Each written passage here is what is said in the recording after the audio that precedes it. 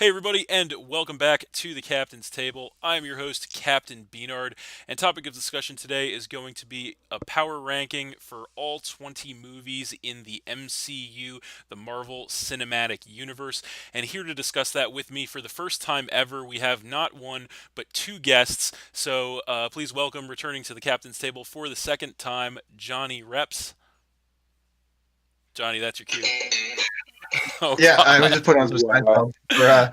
Yeah, I'm here. I'm All here. I'm queer, and I'm ready to do it. right, and returning to the Captain's Table for the third time, Mitchelonius. How's everybody doing? All right, great. You didn't miss your tagline or your cue, so that's good.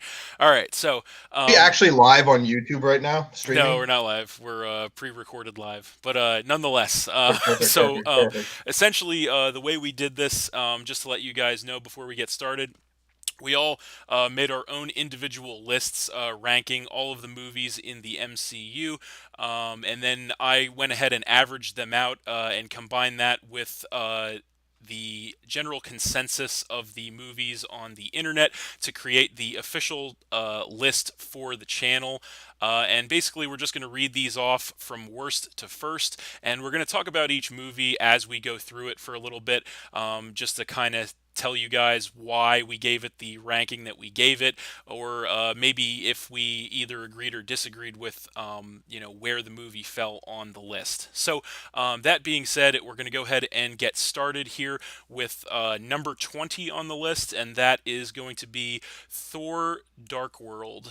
Before That was we the before we talk about that, just want to sure. mention there's just two movies on the list that I didn't have a ranking for because I never saw them. Were Ant-Man and the Wasp and Spider-Man: Homecoming, but you guys saw all the other movies, right? Just to go over that. Yes, definitely yes, and we'll Absolutely. touch on that. I'm probably not going to say much about those two movies, and I did not rank them, so my their ranking has nothing to do with what I think about them because I've Yes, never and seen them, that so I can't is comment. completely fine. And I and used internet influence on that more as well to try and balance those out. and as John puts that out there, I'm also going to put out there. Everybody here knows from my previous podcast with the captain here that I am a DC fan over a Marvel fan, but I did rank as Crazy. fairly as possible, and I have seen every single movie here As because have above I, all else, I am a superhero fan. So let's definitely. get this thing Have you started. seen Have you seen Aquaman? That's the question. I have seen Aquaman, but I don't think Bernard wants us to talk about how Not great really, that no. movie This is going to was. run long as is because there's going to be a lot of passionate opinions here going down with these movies as is, especially Maybe when we get maybe toward the we'll do middle. some. Maybe we'll do some about the DC universe. Will be the next podcast after they have more than two good movies. We might be waiting a Uh, while for that, but nonetheless, we're going to get into the list now. And as I mentioned, coming in at number 20 on the list, we have Thor: The Dark World. That was the second Thor movie. This movie kind Just of so you know, yeah. our number 20 and our 19 are kind of neck and neck in terms of shittiness. So we were had them really close. Yeah, this was a tough call, honestly, between this, but we feel like I think this movie was the lowest. And I think if I had to sum up why, the main reason I would put is this. Pretty much Natalie all the Portman. Marvel movies kind of have this way, and I think we talked about this previously, John. All the Marvel movies pretty much have this way of kind of making you feel like you're watching something special, that what you're watching is like the greatest thing, even if it's not, as you're watching it. And I think Thor: The Dark World really was probably one of the only Marvel movies that didn't have that quality about it. It just felt like the whole plot of the movie, the whole story, the villain, everything like that just kind of felt like lackluster. It was probably, I'm not going to say it was a bad movie, but I think it was definitely the least enjoyable to watch of all of the Marvel movies. But I'm interested to hear what you guys think about that. Johnny, if you want to start off by weighing in on that. I remember when this movie came out in 2013, and I was actually really excited for it because the first Thor movie was kind of, everybody can agree, probably the weakest of the Phase One Marvel movies, Yeah. except for maybe another movie we'll talk about in a second. Yeah. But I was really excited because everybody was talking about how great it was going to be, and also actually the fact that what the hell is his name? The Avengers had just come out, so Marvel was riding pretty high. That was another factor that hyped this movie up quite a bit. That Uh, too, but also that Chris Eccleston was the main villain. Who actually really liked Chris Eccleston. He was one of the doctors in Doctor Who, and I thought he was going to do a great job, but they just made his character like extremely generic. His performance really wasn't that great, and just the whole plot of the movie didn't make a ton of sense. Natalie Portman kind of ruined everything. Like, why is Thor even like her? I'm really glad they broke them up, because that was probably the worst relationship in all of Marvel. Well, just as as a side note to your Natalie Portman reference and the character she plays as Jane, in one of your many multiverses, she actually becomes Thor. So just to kind of throw it out there as to what her relevance to the series is. Yeah, I don't think they're going to be going that direction in the MCU. I'll let you continue from there. I don't think they're going to be going that direction in the MCU. I certainly hope not. So, because then we'll have a movie to rank lower than Thor: Dark World. Yeah, she had a large hand in ruining the prequel Star Wars movies, and she also had a large hand in ruining this movie. That's yet another topic for another podcast. The Star Wars movie. Great as a underwear model, though. So it's all there good. You go. There's a plus. So yeah, I can't comment. Yeah, all right. That's going to be the Mitch, bottom of our barrel. I mean, what else can I say? Hold on. What else can we say about Thor: Dark World? I don't really have a lot else to be honest with you. Dark World was the first movie that came out after Avengers, right? It was the first Marvel movie after Avengers. I believe so. Yes. I think. Yeah, it was the first one after. Maybe it was Avengers.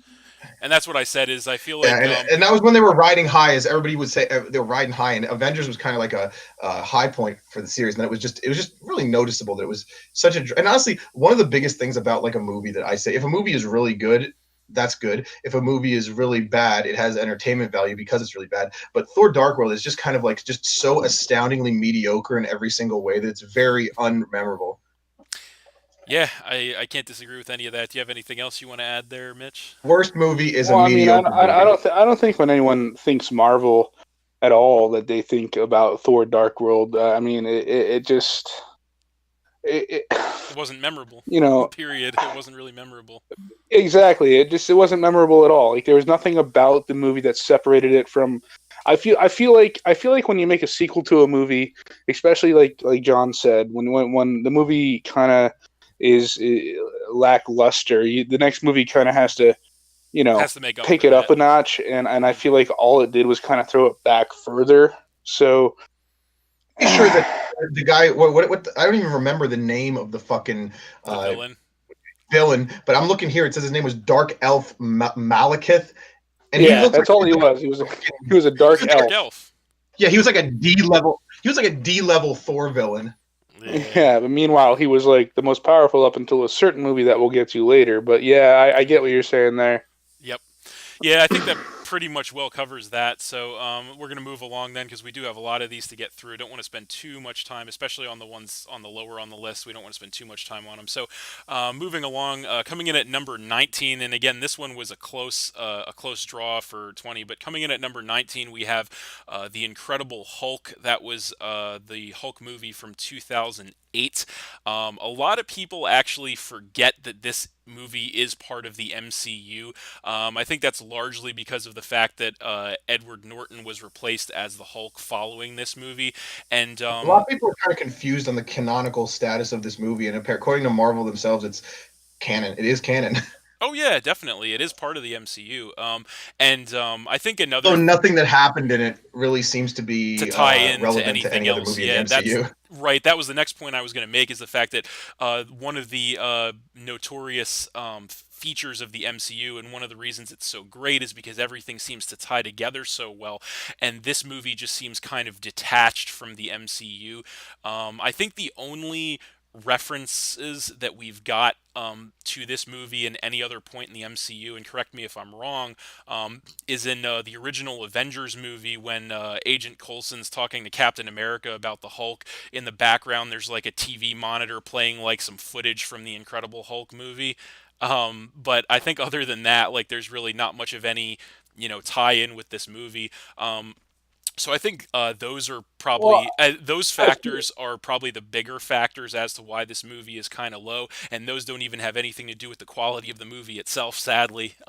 Well, I mean, I would disagree with that on a low level. I mean, yes, it didn't really tie in too well, but it did hold the premise to the major Hulk mythology, as far as he's Dr. Banner is constantly trying to rid himself of what he sees as the burden of the Hulk, the two I gotta be separate honest with you. entities that as ascertain one body, to where he doesn't want, because he what was it, Betty, I believe, was the woman he was in love with, and what prevented them from being together was the fact that her father was a general looking for the Hulk, and Right. that seemed to be the premise in every origin, even the one that everybody forgets about that isn't a part of the MCU, which was I couldn't even tell you the actor's name anymore that played the original quote unquote Hulk. Yeah. Where I believe he actually had a sequel to his own, to the own movie, which still didn't do as good as any of the Hulk movies. But the Hulk, he in a way, Dr. Banner had always seen him as an annoyance, a burden, something that he needed to rid himself of.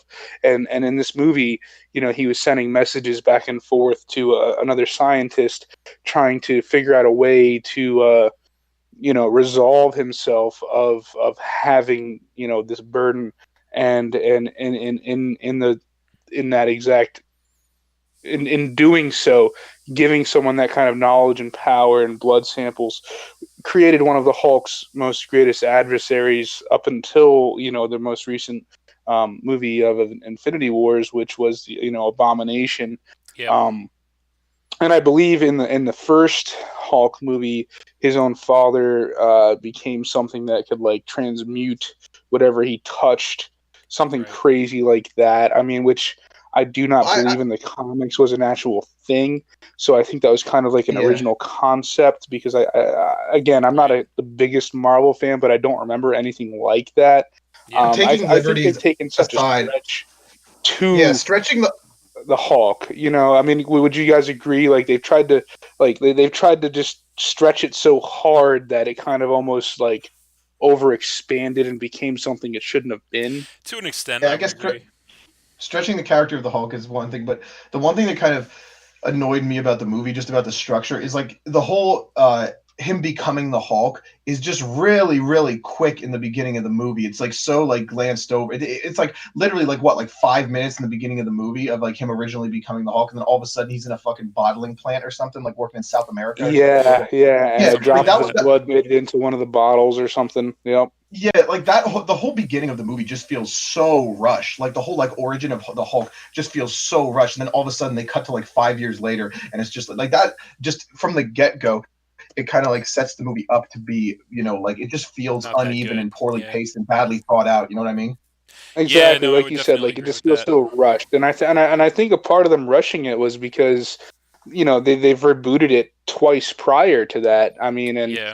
I mean, I Maybe they personally, thought that I people think the didn't best, want us to waste time on that again. and I think the best Hulk you've ever gotten, aside from Mark Ruffalo, because he does an amazing job in the Avengers movies and all the movies connected, is the original series where you had the TV series where Lou Ferrigno actually Yep. played Good old as the Lou. Hulk, Bixby. and you had the whole walk scene with him like that theme song that's just legendary to everybody, and Yep. I think it didn't get better than that since Mark Ruffalo jumped into the role. So I mean, I think it was just all diluted attempts on to try to grow on something that they just had no idea as to what to do at that point, because of what they've already done to destroy it. So I mean, Yeah, and I I think couldn't disagree with that at all. right, and I think that the You want to move fact on to the next? that I think the fact that Mark Ruffalo has taken up the mantle of the Hulk and done such a better job, in my opinion, than what Edward Norton did with it, kind of also makes people kind of forget about this movie as well. But I mean, I would say not a terrible movie in my opinion. Again, it had a lot of problems. Well, I But mean, I just up until wasn't Mark buying. I just Ruffalo, wasn't buying. just as a side note, like up until Mark Ruffalo, I mean, every movie showed him having just absolutely no control over the Hulk, and that's not true based on the comics. Maybe initially, but it didn't take long in the comics for him to be able to. Mark Ruffalo couldn't have put it any better in the Avengers movie when he shows up on I believe it was like a scooter, and he's like, "Do you guys want to know my secret about this and that?" He's like, and he said, "Well, I'm always angry, and he was able to That was force epic. the Hulk out and just straight up Yep. face stomp with his fist this giant mechanical, Alien cybernetic ship. alien armored up, and just like smashed it in the face. Yeah. Yeah, Like, we'll get to that movie later, but Oh, I gotta be definitely. honest. One of my another big problem I had with the Hulk is uh, I do not buy Edward Norton as like super genius Dr. Banner at all. Nope. At all. no, No, not at no, all. Like, he definitely had better roles in like Fight Club and like Hannibal and all them movies. Like it's he did great in those, but I mean, when you take someone like that, He that didn't fit the skinny, bill of the frail Hulk. man, He and did not fit you the put him bill in of the Bruce Hulk, Banner yeah, slash the Hulk. he did No. not fill the bill at all. No, Nope. not at all. Yeah, so I think it's that not pretty even much that. I'm saying the super genius aspect. Like I didn't see. I don't buy him as like Banner's supposed to be like one of the smartest guys in the world, and no, I don't buy Edward Norton in that role for one freaking second. I Absolutely. could buy him as like a mentally unstable guy who turns into this green thing, but not as like super genius Dr. Banner. Nah. Nah. Absolutely. But like you guys said, let's not spend too much time on Yeah, these yeah, we're not Lesser going to spend too MCU much time. movies. Yeah, we got plenty Let's more move to on to plow the through, so next. we are going to move on from that. Absolutely. So, coming in at number 18, then on the list, we have Iron Man 2, which is, of course, the second Iron Man movie back in 2010. And this movie got a lot of mixed reviews and reactions and all that kind of stuff pretty much throughout the entirety of its existence. I will say personally, I didn't think this was a bad movie either, quite honestly. I think probably the reason that it had the issues that it had, because there were quite a few issues with this movie, but I think the main reason for that is because this movie was, in my opinion, rushed due to the fact that the original Iron Man movie had come out only 2 years prior. And I feel like because that movie was such a huge success that they were trying to capitalize on that and kind of ride the wave, and they wanted to try and push out the second Iron Man movie as fast as possible. And I feel that because of that, the production quality and just overall quality of the movie suffered. Um, so. That's kind of my general thought on I mean, Iron Man 2. Go ahead. isn't that what like Disney does though? Doesn't Disney just kind of hop on the hottest train and see how far they Sequels. can take it? Like they're like that Yeah, little to an engine that could. extent. I think I can. I think I can. I think I can. And then like I didn't or I did. Yeah, And and in they the do. cases of Yeah. certain movies, yeah, they didn't. But in certain movies, wow, yeah, they did. We And talk Yeah. about Iron Man Iron Man 2 being 2. one of those When, where they didn't. It's just, and again, it's not a bad movie. It's just, It had its issues, but yeah, John, if you want to it say more definitely had about its that. issues. But yeah, go ahead, bud. when I saw Iron Man 2, I thought it was a great movie because it was just it did have that Marvel feel of like it just makes you think it's Yep. like the greatest thing in the world when you're watching it. But upon further examination, it didn't really hold up because a couple problems.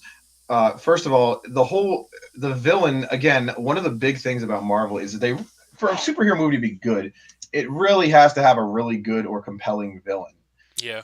And I don't feel like that movie, the villain was. It was I thought Mickey Rourke's Whiplash was good. okay.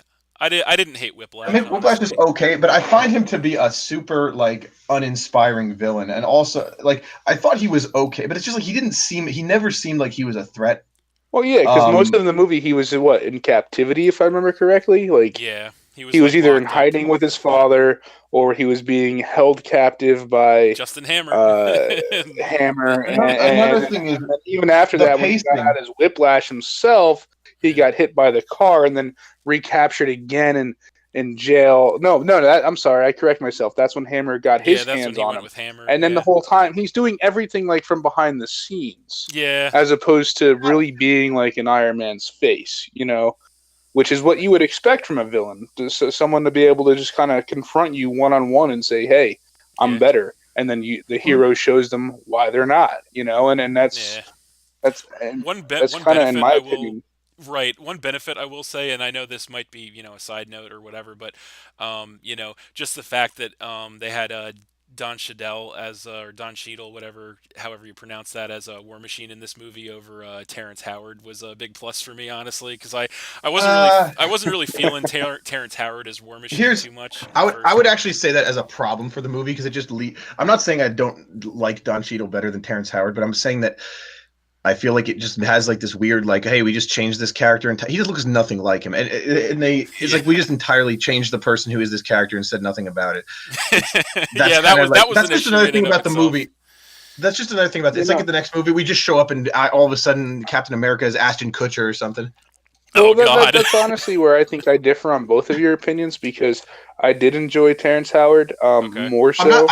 I actually think Terrence Howard is fine. I like Don Cheadle too, but I feel like this transition was just awkward and weird, and it's just another I agree. detriment to the movie. Like you said, they don't even look like each other. Like there wasn't even any sort of a resemblance. I just feel like when you think of the name War Machine, and when you think of the one thing I was thinking about was in that movie when Don Cheadle first shows up, doesn't like Tony to go to him and he's like, hey, Rhodey, something different about you? Yeah, he did. I don't know if that was the exact quote, but he did say something to that. He did make a reference to it, absolutely.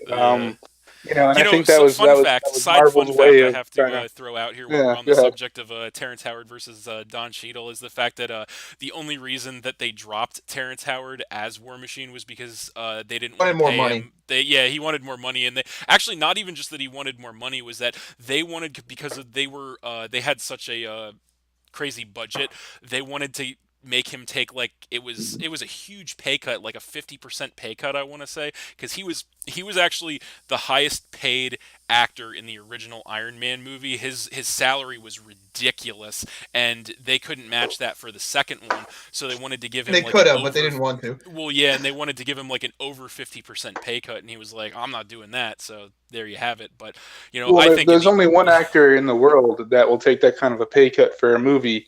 And I don't know if you know this, but Keanu Reeves, who could not fit the bill of the War Machine.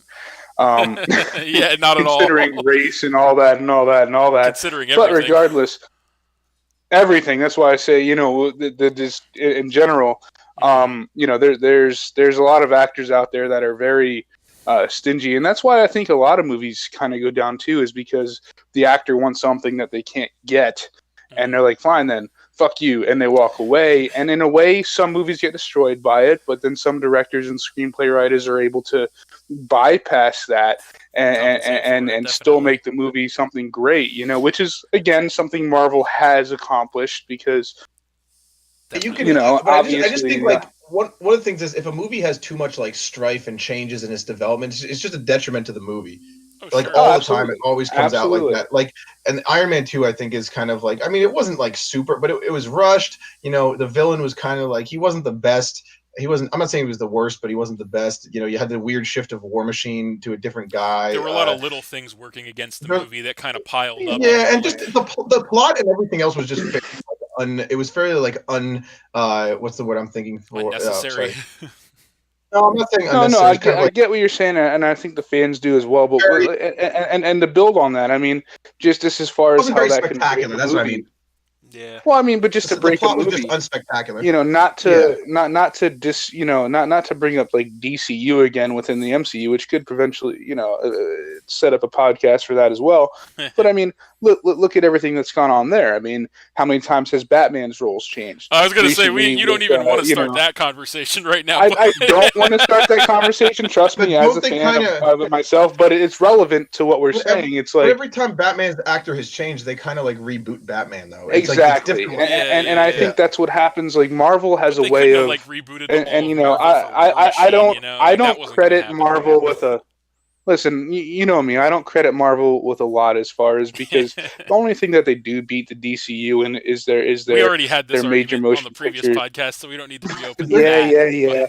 But my point is is that they have a way of just continuing that continuity of, it doesn't matter what happens. We're this movie is still going to be up to the hype. This movie is still going to be great. And just to reference, like, all these movies in their own right were good. Yeah. Just because something's ranked 20th or something's ranked first or right in the middle of the list, we're working on a ladder here, and the only way a ladder works is if every rung holds its own weight, So not to discredit any of these movies in their own right, but at the same time, you must admit that It's some about Are how they movies that are stack better. up All and don't appear to stack be up. stronger than the other. Exactly. Yeah, it's about how they stack up right, versus so each can we other, move on and to the next one? we're gonna get into that a lot in the middle of this list because the middle of this list was very rough, honestly, to go through because there are a lot of movies just beating other movies by a hair in terms of quality. The one last Probably thing I like do want to say, our number 15 is probably like only slightly worse than like our number 5. yeah, exactly, And exactly. that's the So rough part. Yeah, absolutely. but the last thing I want to say about Iron Man 2 was the ending kind of killed it for me. The fact how they just like pointed the hand cannons at each other and like blew up Whiplash. Like that was a stupid ending, I have to say. Like And that was a bad ending to the movie. But I just not had to only that, mention that. but I mean, you have to mention like it didn't really change too much from the first one, where you had Ironmonger, right? Yep. I mean, again, it's like somebody builds a suit similar to Iron Man, And and tries to and kill him with it. Yeah. So everything yeah, about everything about Iron Man 2, can we just end on this? Everything about Iron Man 2 was inferior to Iron Man 1 except for the fact that War Machine actually showed up. exactly. yes, I can agree with that 100%. definitely. The We'll only leave thing it at that made that. Iron Man 2 even on a level of next, you know, the next gen of Iron Man is the fact that you had a second ally to Iron Man, which was the all awesome War Machine. Of course, yeah, and that's a good place to stop there on Iron Man 2. So, moving along, The AC/DC song. yeah, that too. Yeah, So that's anyway, it. so next, coming in at number 17, we have Thor. That's the first Thor movie. This was obviously early in the It's Marvel just called stages as Thor. well. Yeah, just called Thor. I have to say, this is probably the first movie on the list that I will say that it pains me to put this low because I actually did very much so enjoy this movie. Eh. I felt that it did have its issues, yes, which is why it is lower on the list as it is. But I really did appreciate the evolution of Thor's character throughout this movie because I felt that this was a very good origin story for Thor. I felt that his character really grew and developed, and you kind of see the maturation of his character. As in the beginning of the movie, he starts out as a very arrogant, stubborn, prideful, hot-headed fool in his own words from Ragnarok, obviously. Um, but yeah, Or any prince in general. exactly, yeah, and then he, his dad, takes his powers away and sends him to Earth to learn some humility and X, Y, and Z. But I really appreciated the character development of Thor throughout this entire movie, which is why I did enjoy this movie. Again, it did have problems, but if you guys want to, John, if you want to weigh in Let me on say that, go I for I it. supposed to say the good, the bad, and the ugly. So the good, I really liked Thor becoming human and having to deal with the issue of being human when he's obviously been a god his entire life. I thought that was an interesting plot point and it worked out well. I thought the movie actually has some of the best jokes of any Thor movie or of any Marvel movie, especially like when he walks into the pet store and he's like, "I need a horse." like, like it has some of the best one-liners in all of Marvel. Or I when he throws also the coffee cup down, he's like, "I'll have another." Yeah, another. yep, yeah. Yeah. It has some of the. I also like Hawkeye showing up. Yeah, I was gonna I say thought he that had was to worry cool. He about had the human perils, like having Hawkeye put an arrow through his eye socket. exactly. Call And back to the Avengers. I thought the Destroyer was pretty cool. The Sure. bad, I feel like and this is kind of an issue with a lot of these movies that I ranked low, is I just feel like the overall like pacing of the movie was kind of weird in some points, and Fair not enough. the best. I'll also say that seeing it in theaters, the 3D I saw it in 3D was not very good for the time. And I remember that was majorly hyped when it came out was that they did it in 3D, but it wasn't even like made in The 3D. It was 3D something like a wasn't really digital. effective. Yeah, not to get off topic, but I remember this and the original Captain America movie came out around the same time, and I believe we watched both of them in 3D, and the 3D didn't add anything to the movie at all. So I agree with you Oh, there, I don't. 100%. I wouldn't necessarily say. I say like in Thor, I feel like the 3D was actually looked kind of bad in some spots. It looked blurry. Like from a technical standpoint, it just was not great. Sure.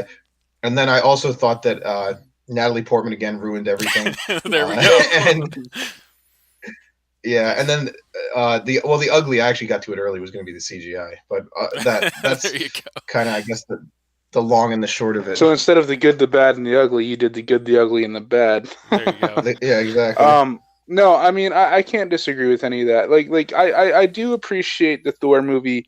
I think it was higher on my list than yours, both of yours. Had it near the bottom. Yeah. I personally, on a personal standpoint, can appreciate the humbling of somebody that always feels superior to those around them. Yeah.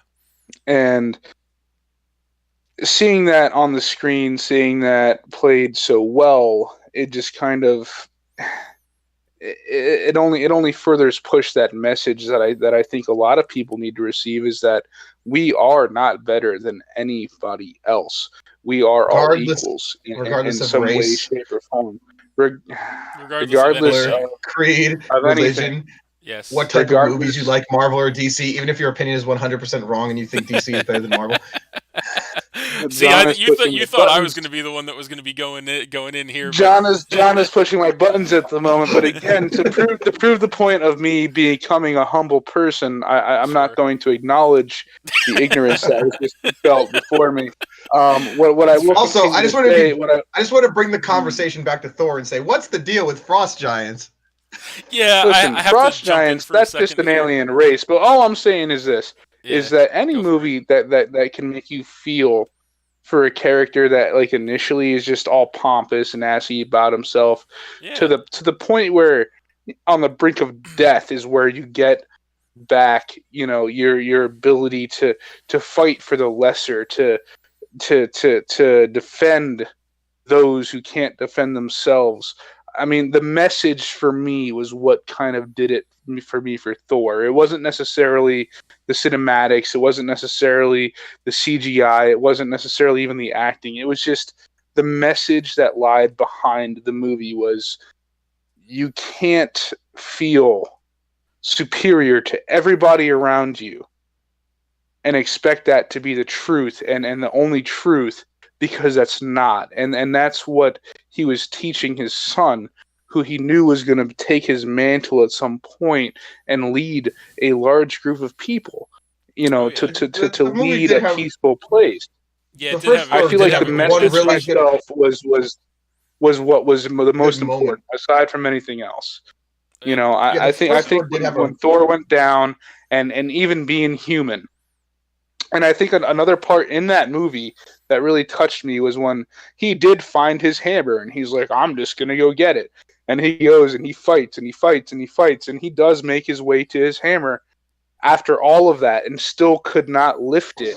That was not the point. The point was he had to realize what that power stood for. I believe in a previous rebooted Spider-Man movie, Uncle Ben says to Peter Parker, with great power comes great responsibility. And I think that's something that everybody needs to learn. So for me, it was the message. I'm not going to elaborate too much on that because I think it stands for itself. But for me, it wasn't necessarily the movie itself. It was the message that the movie conveyed. Yeah, that's a very fair point. I would definitely agree with that 100%. It did have a great message behind it. I will say we can't judge a movie by Mitch's mental gymnastics. We have to judge it by the quality, which was Well, I think we all have our own reasons for enjoying movies, and that's a fair point in my opinion. I will also say one of the things that kind of detracted from this movie a bit for me was the fact that, like, the whole movie, it was like, the Frost Giants were the bad guys, and then, like, at the end it's kind of like Loki's the bad guy, and then it's like, oh, never mind, he's not the bad guy, but then he really is. So it was a little, it was back and forth there. Flip-flopping. It was flip-flopping with Loki, and all that kind of stuff, which is what it is. I hate movies. Loki, I hate movies that do, like, okay, a gotcha moment is something that should be reserved for, like, a big reveal or whatever. But I just hate movies that do gotcha moments, like, over and over. You know what I mean? They do, like, a gotcha, and it's like, oh, wait, no, I actually gotcha because that one wasn't, like, the real gotcha. But then, oh, wait, then there's another gotcha. Like, I gotcha again. It's like it just loses its impact with each subsequent one. You know what I mean? I have to focus on something that you just said, John. What do you mean my mental gymnastics? Did I not – what I said, did that not make sense? When you make a comment like that – I'm sure it made sense to a lot of people, But when you say jumping through my mental gymnastics, it's a true conveying message. The whole movie was about Thor humbling himself, which maybe some, maybe not me or I Captain need agree to with learn that.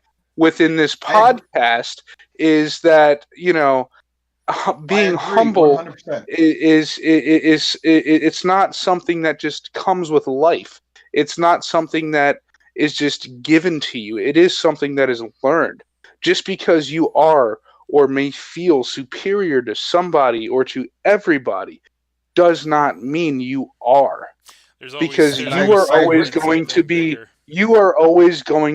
the best at something and the worst at something. Therefore, somebody else is always going to be better than you at something, but worse than you at something. And I think that's really what it's about. Thor was strong. He would wield his hammer. He would take anything on. But in the end, it could have costed his friends, without him thinking, their lives. Yeah, and that's not what I agree with that. But what I'm saying is, if I can explain, I'm just curious on the mental gymnastics. I'm curious about that.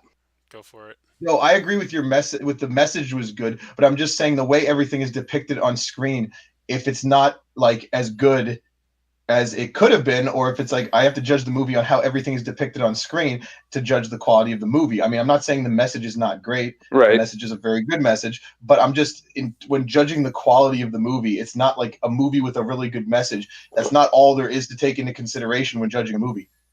But I feel like at some point, watching a movie, there has to be a form of intelligence. You can't expect somebody that just looks at things at face value to enjoy something as much as somebody that looks behind the scenes, that looks between the lines, that looks at the deeper underlying message. And that's why I love Star Trek. And if someone does look at something just straight at face value, it's de-benefiting themselves because they can't open their minds enough to see what's really there. So I think, yes, and I did agree with you, it could have been better in many ways, but I feel like the message itself, that's where I feel like it should have been a little higher on the list, because that's where the value of the movie the lies, messages definitely. the value of the movie, in my opinion, doesn't necessarily rely on the movie itself, but it lies within the message that movie was conveying, and that's my own. Must be a huge Black Panther fan. And fair enough. So now we're going to. I think that pretty much wraps up Thor pretty well. But yeah, this is like I said in the beginning, this was kind of the first movie on the list that it pained me to put it this low. But it's kind of like, again, like we were talking about earlier with the ladder type of thing, like and all these movies, especially like the middle of the movie, or the middle of the list, I should say. And when I say middle of the list, I mean like probably like 17 through like 7 or something like that. Like it was hard to rank a lot of these movies because a lot of them just beat the other out by a little bit. So but yeah, I think we should move on from that one. We're gonna go to enjoyed Thor. What's that? That I enjoyed Thor.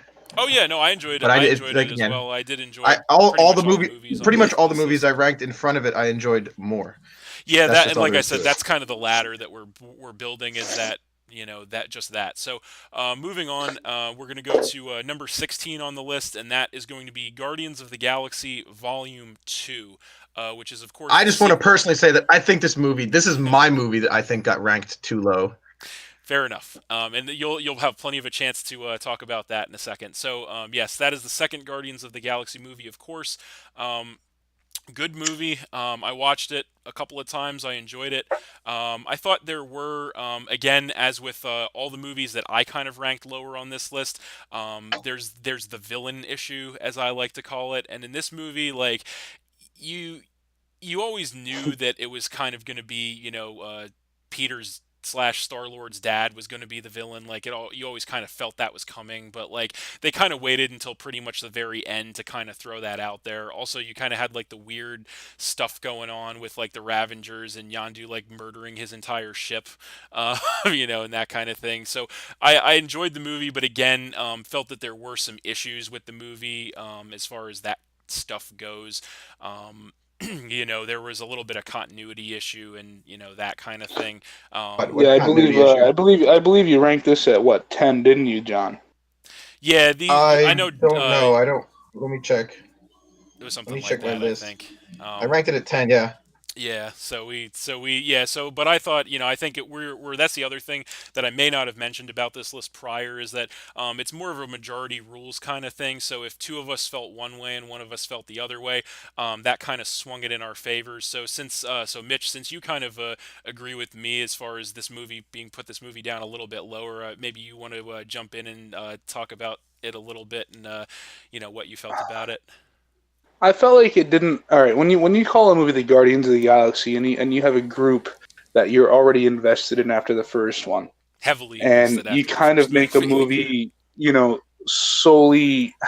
I felt like this movie was like kind of solely based upon, Star Lord, pretty Star Lord much. himself, It didn't and really feed too much into any of the other Guardians, which was I agree with you there. right. That was another I, reason that I kind of was like, What are you talking about? There was a big subplot with Gamora and Nebula going on there. yeah, no, yeah, and but no, they included them. Don't get me wrong, but I do feel like it was more about the origins of Star Lord and his celestial side, and him having to make the right or wrong decision, which would have turned him into either a villain of godly power or a hero of no power. remain who he was because of his mother. And I did enjoy the movie. Don't get me wrong. I enjoyed it greatly. I believe I watched it twice, but it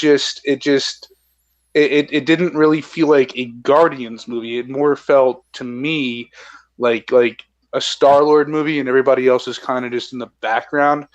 So and on top of that, like you said, when it comes down to the villain, like you were already led upon within the first Guardians when he falsely gave him the capsule with the stone in it, and he was like, "Well, we're sure glad we didn't give him to his dad because he was a dick."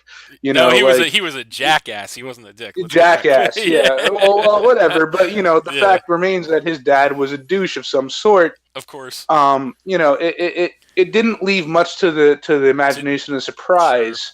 Of where that movie was leading when you did meet his father, because his father tried to come off as like, oh, look at this great world and look at this great planet. But the ulterior motive was kind of already there for us because we already knew that Daddy wasn't such a good guy. You know what I mean? So with that tied in with the fact that it kind of just felt like a Star-Lord movie, it just, for me, it kind of didn't really sit that high.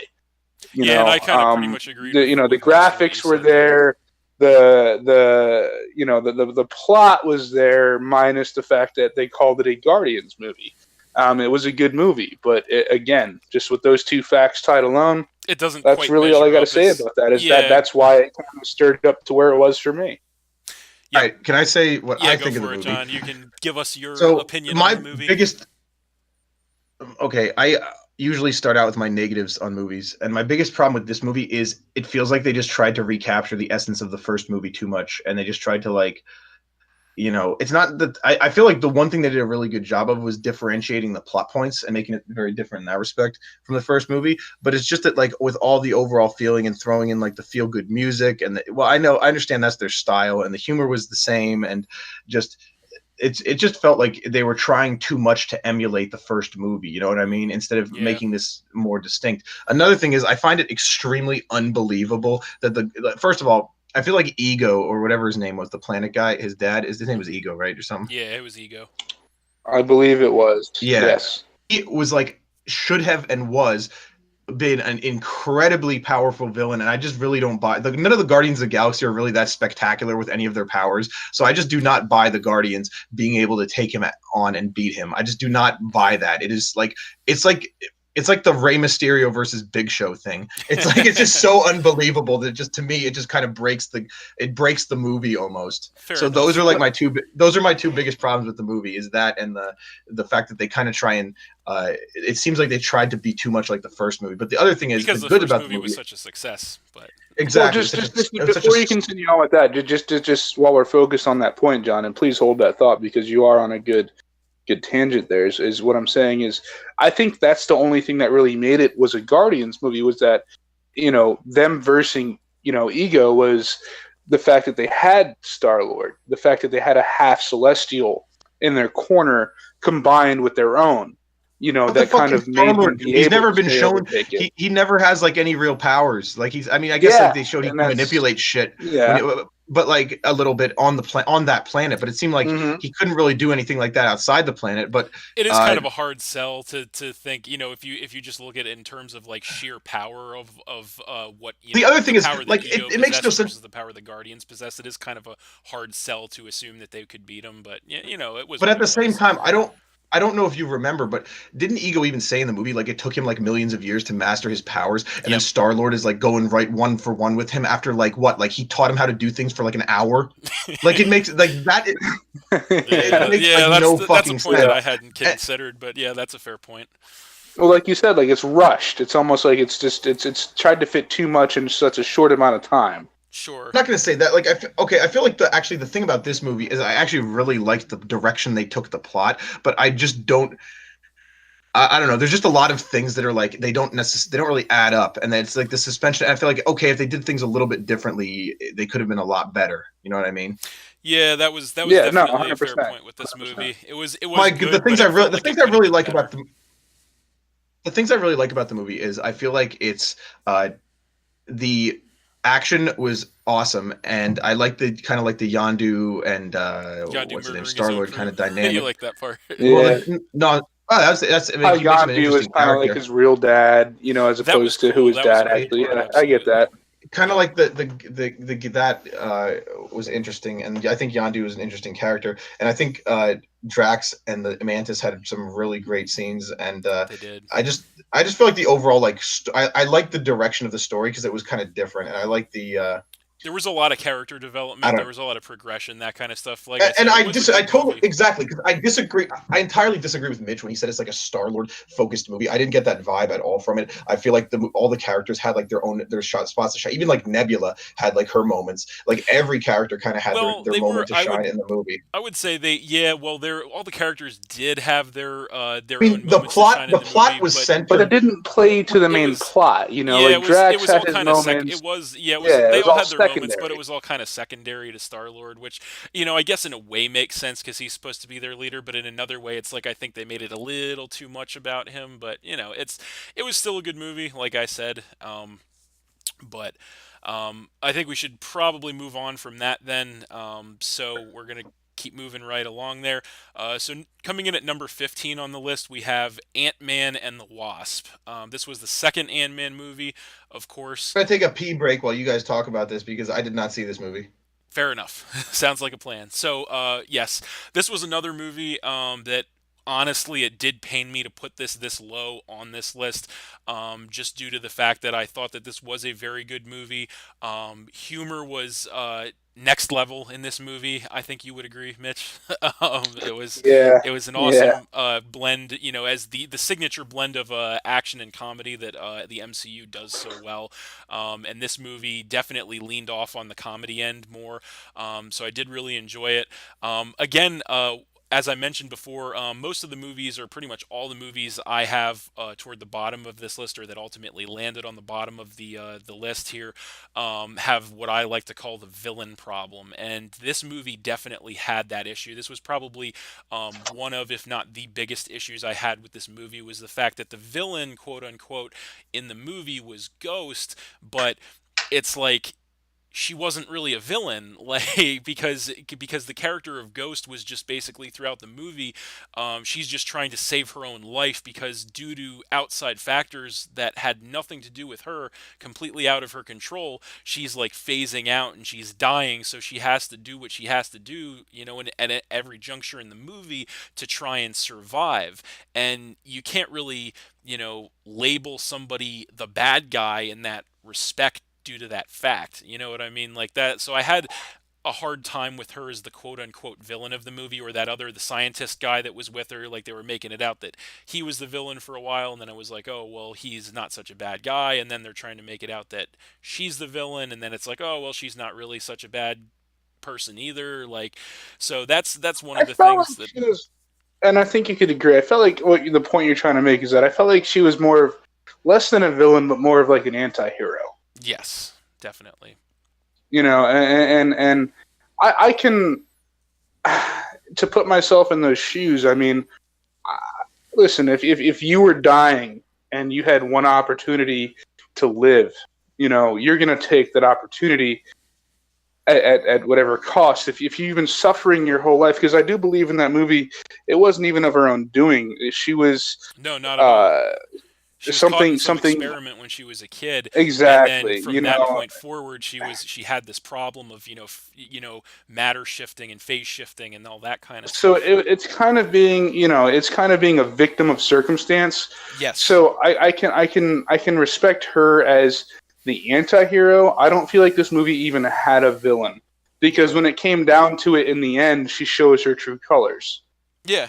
And I feel like when you have a character like that, I do feel like it enhances the movie, for me at least, a little bit more, because it shows a more human side to the villain. Because in most movies, the villain is just all about their own agenda, as to where she was just about staying alive. That was Right. her goal. Was Yeah, she's she not just trying to wanted like to kill live. anybody or take over the world or, destroy the universe or anything like that. She's just trying to like keep herself alive at the end of the day. Exactly, and I feel like in a way that can enhance a movie, and just like a lot of these movies, you can only be so good, you can only be so perfect at writing and scripting, and you only have so much time to do it in, so you might have to cut some things out. Right. But that's why it pains me where it is on the list, because and any movie. I mean, first off, Marvel, kudos to you for selecting Paul Rudd. First of all, to play Ant-Man, because I mean, any movie you've ever seen him in, he just does humor, so it's almost like it just comes second language to him. Yep. To where he's just that sarcastically kind of just funny guy, where Yep. he's not trying to be douchey. He's not. It's just who he is. He has that And sarcastic you gotta love charm him or about hate him him. that just makes him a great fit for that role. And that's, another, feature of the MCU in general that is really a great thing, is just the casting is just spot on with basically everybody in all these movies, which is, what makes them so enjoyable.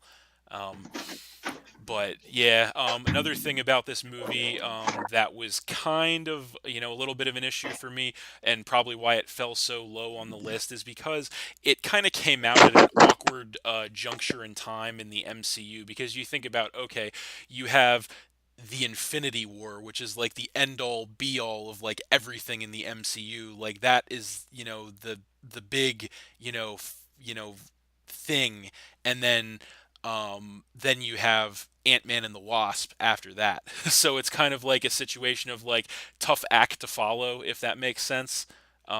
Because we have what happened in the Infinity War, the events of all that, and then we come to find during Ant-Man and the Wasp that this movie is kind of happening like side by side, like simultaneously with the Infinity War, essentially.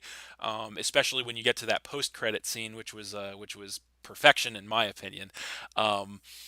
But yeah, so I feel like it was at an awkward juncture in the MCU, and that was one of the reasons why I think we had it a little bit lower on the list. So. But still a really good movie. Just a lot of great There's action there's and comedy.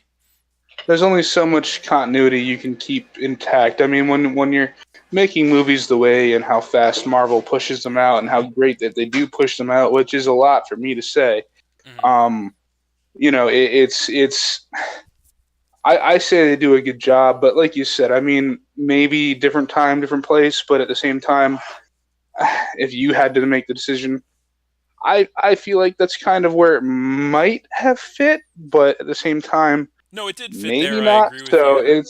it's hard to place. That's why these central movies here are going to be, I think, the longest and hardest discussions, is because obviously bottom and top, they're there for a reason. Yep. The middle is kind of that's where the real battle lies. Yes. Again, I did enjoy the concept of the fact that, in the first movie, when he talked about, the first Ant-Man, don't manipulate your the The modulator regulator, that yeah. actually controls, big, small, the whole nine, Yep. and puts you into the quantum zone. The quantum realm. Yeah. And he was the only one able to come find her mother. I think that's something that we're leaving out, is that, that at was the a same huge time, development of this movie as well. it was a big victory for Hank Pym and his daughter, because he got his wife back. She got her mother back. Yeah, and actually, that's she got her another mother thing. back. Right, and that's another thing about this movie is this movie, again, as good of a movie as it was, it really heavily felt like a setup movie for the next Avengers, the Avengers Endgame, which obviously hasn't come out yet. But the whole thing with delving into the quantum realm and all that side of the movie that was going on, that was all well and good. But at the same time, in the back of your mind, like it's more about setting up for the future than about the here and now, and that's another reason why I think it fell a little bit lower on the list. Right, because you're absolutely right. I feel like John has said in the past about the previous movies, is the rushing of it. There's only so much time, there's only so much money that you can invest into a movie to make it great.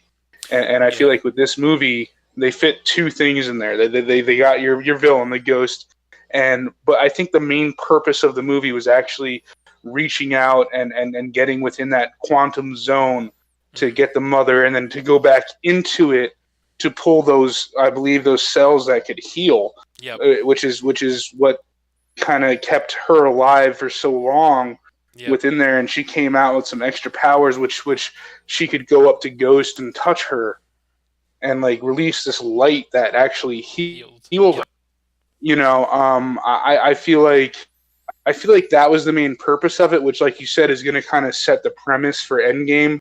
Because, as I'm sure every Marvel fan has seen the Endgame trailer multiple times, where you've got, Ant-Man, Paul Rudd pull up with the van that has the machine that can put you into the quantum zone, going, "Hey, hey guys, can you let me in? You remember me? You know what I mean? Like, remember me? Exactly. I feel like that was a hugely set up, like you just said, like that movie was hugely based there to set up for what's going to happen. But I don't feel like that takes away from it. I feel like that only adds to it, because when you have a movie that allows a movie to even pivot upon it, that's going to be greater than the previous movie. I mean, we wouldn't be anything if we couldn't stand on our legs, correct? So I feel like that movie is kind of like one of the feet to what's going to make what's coming so great, Definitely. So that's also what pains me about the putting it where low. It currently is on the list. But like and again, like I said, most of these movies in the middle of the list definitely are just beating one or the other out by like a hair, I think. So it's a struggle. It's a struggle, man. Can we move on? I've been sitting here waiting for you guys to stop talking. Yeah, can we move on to the next one? Well, it's not our fault that you're not a true believer there, John. Yes, I'm a true believer. I'm like a Stan Lee true believer. You're an Excelsior. No, I'm a Jack Kirby true believer. All right, so moving along, coming in at number 14 the on USS the list, Excelsior. Sure. Coming in at number 14 on the list, we have The Avengers Age of Ultron, which was, of course, the second Avengers movie. Again, another I found this really movie very hard to place. To be honest. Fair enough. Yes. I think since you've been quiet because you didn't have anything to say about the last you one. placed it. It wasn't far from where you placed it, sir. You placed it at 13, and it comes as 14 on our list. I know. So I think a lot of America agrees with you. Yeah, no, it was. What I'm saying is, I had a hard time placing this movie, because sometimes I see this movie and I like when I saw the movie and I think, well, this movie's actually really good, and then other times when I really think about it, I think this movie actually might be one of the worst, if not the worst, Marvel movies, because of a lot of things that are kind of just dumb. Like, number one, the whole Scarlet Witch and Quicksilver thing that was kind of just stupid. I know, like, the licensing rights, they can't call them mutants, but like they called them like gifted ones or something like enhanced. that. No, they called them enhanced. Enhanced, yeah, something like that. And it was just really stupid. And also the fact that Quicksilver is like, he gets hit by bullets, like he's slower than bullets. Like, what the hell is the deal with that? Well, really that's dumb. because he's slower than the Flash. The Flash can catch bullets. Will you stop with DC references? Well, I don't think there's any like actual whatever. Regardless of that, it's dumb. Like Quicksilver dying was just dumb. I don't think that was dumb though, John. Like I feel like the fact that Quicksilver was even harder to convert than Scarlet Witch herself to the other side, or to prove himself, I feel like his self-sacrifice is the ultimate sacrifice a hero could make, and to make That's that why sacrifice it's for dumb is Hawkeye, because he was Well, it's why here's it's the dumb thing. is because he hold on, it was an undeserved moment. Like his character, he wasn't even, this is his first movie, unless you count the end credit scene that he was in, and he was I a don't. bad guy up until like 10 minutes before he sacrificed himself. So why the fuck are you supposed to care about this guy who is pretty much an evil bastard for the majority of the movie sacrificing himself, okay? So that's the No, exact next reason. here's what I have to no, it's say. dumb. It would Hold be on. like in the last 10. It's dumb. It's just like in Last Jedi when freaking Holdo does her self-sacrifice and people are, you don't care because she was, everybody, you kind of hated her for most of the movie.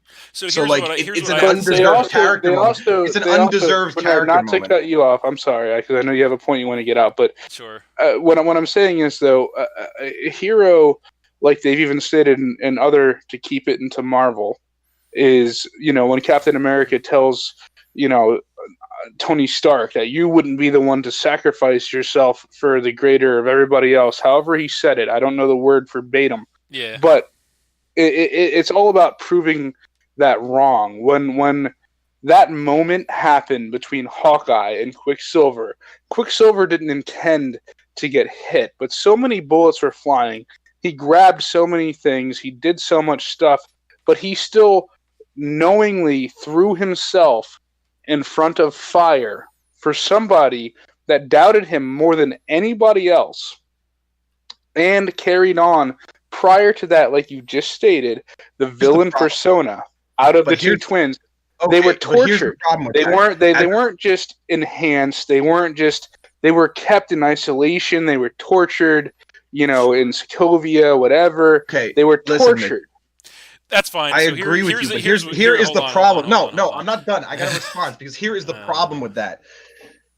As a viewer, it's an undeserved character moment because he's not a character that you like or identify with, because he is a character that was set up the entire movie to not be like that, and then he just makes the sacrifice. I mean, sure, you could say, oh yeah, he's showing that the fact that he's doubted, you're supposed to doubt him. Like, if that would be a good character moment if it was someone who like the viewer really likes, but all the other characters are shitting on, and then the guy comes back and he saves the day and sacrifices himself, or it's someone who has been set up for a couple movies to matter. But Quicksilver was like probably the most uninteresting. It's like once he died, you're like, yeah, sure, he's dead. Who the fuck cares? That was my reaction. Okay, now, I don't know if hold on. So here's what I have to say about that. I can see both sides of the aisle, but I would think this is what I have to say about it. So Quicksilver's sacrifice, while it was a noble sacrifice, yes, was inconsistent with what we've been told about his character up until that point. Having said that, I think in that moment, if we want to focus on that specific moment where he sacrifices himself to save Hawkeye and the little kid, I will say that I don't know if he actually initially intended for that to be a sacrifice for him, but I think it just maybe just ended up that way. So, just think the fact that there's so much confusion over like the intent on what they even meant with things just shows that it's kind of like bad filmmaking. So here's the problem that I have with that, though. The fact that Quicksilver was introduced as a brand new character into this movie, and the fact that he was killed off so quickly, inconsequential. Right, it definitely left a bad taste in my mouth at the end of the movie, to the point where it's like, okay, his character could have developed so much more, could have gone so much farther, could have done so many more things in subsequent movies, that now we're kind of deprived of that because it felt like so here's what it felt like to me when they chose to kill him off at the end of that movie. It just felt like they wanted to kill somebody off just to kind of make a statement, to be like, okay, well, the Avengers aren't going to get away unscathed, like in the original Avengers movie, how Agent Coulson has to die, even though he's in the big picture, relatively inconsequential character. They still wanted to give us a character death to kind of cement the fact that the Avengers don't do what they do without a cost. And I think that was the only, intended purpose of the filmmakers by Quicksilver's death in this movie, was that, okay, the Avengers aren't safe, they're not immortal, nobody is really safe, because, at any given point, anyone can die. So they wanted to kill somebody off to kind of drive that message home in the Avengers. The last thing I want to say, I'm just gonna say, you guys can talk. This is the last thing I want to say about this movie. Period. Is sure. There was one really good thing about this movie, and then one really bad thing. And the really good thing is it probably had the best fight scene in any Marvel movie, with Hulk versus Iron Man in the Hulkbuster. That might have been the best fight scene in any Marvel movie. And the bad about the movie is I feel like Ultron was probably the worst villain in any Marvel movie because he was just so freaking like unthreatening for the majority of everything. They set him up like he could have been, but he just wasn't. And that's fine. But to build on to what Bernard was saying, listen, it's when you have somebody that can run and move as fast as Quicksilver. I think, like I said, when you look at a movie, at least when I look at a movie, I try to look at the underlying message. When you have a character that can move faster than bullets, when you have a character that can move faster than light, okay, and this character somehow, some way, in some noble sacrifice, doesn't know the outcome of what he's about to do, is actually taken out by what he's able to defeat, which is the speed of anything else around him, and he's still taken out by bullets of all things. Mm-hmm. I think that the underlying message there is that he maybe not knowingly was going to make that sacrifice, but maybe he did know. Maybe he took it as there's a chance because there's only so fast you can go. And he was willing to take that chance because, I mean, don't get me wrong, to save a character, I don't think if it was just Hawkeye by himself, he would have been like, yeah, let me go save this guy that shoots a bow and arrow.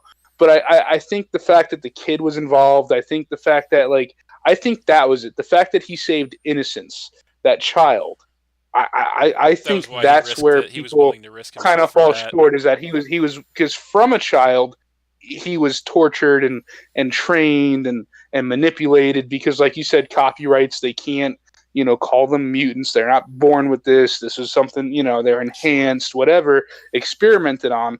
I feel like he kind of protected what he couldn't protect for himself or his sister. And Hawkeye being protected in the same turn was kind of like just a benefit to it. It was a byproduct. I feel like he was really trying to protect the kid because when he was a kid, there was nobody around to protect him. Protect him, and I feel like that was the underlying message. Listen, and I feel like that's what made him in that moment, even though that was his last moment and that was his death. I think that's what solidified him as an Avenger, because I think prior to that, even if you could call him a quote-unquote Avenger, it wasn't true. And I feel like in that moment of his death, that's what actually solidified him as an Avenger, is the fact that he put someone else, that innocence, that all that thought that had to go off just in a split second of fight or flight, the way he reacted, instead of being selfish and saying, I'm going to stand back and not do anything and I'll be okay and I'll be alive, he didn't do that, and he acted. And when he acted, it costed him the ultimate sacrifice, which was his life. And that's why Quicksilver will always have my respect as a hero and not a villain. Yes, do I feel like they could have saved him from more? And who knows? Maybe in Endgame, maybe when things get undone, maybe he will come back for more. Who knows? But my point is, in that moment, I'm saying that he solidified himself as a hero. That moment was undeserved because he's not a character you fucking care about. That's why I'm saying the moment was undeserved. All right, That's my point. Listen. But you have to care. Listen. We can agree to disagree on that. So what I will say. But tell me if I'm wrong. Can you not have to care about a character? Sure. I can say in that moment, would save an innocent life. Sure. Even being looked at as a villain. Definitely, he would, and that would be like his turning point of his. That would definitely be his turning point as a character.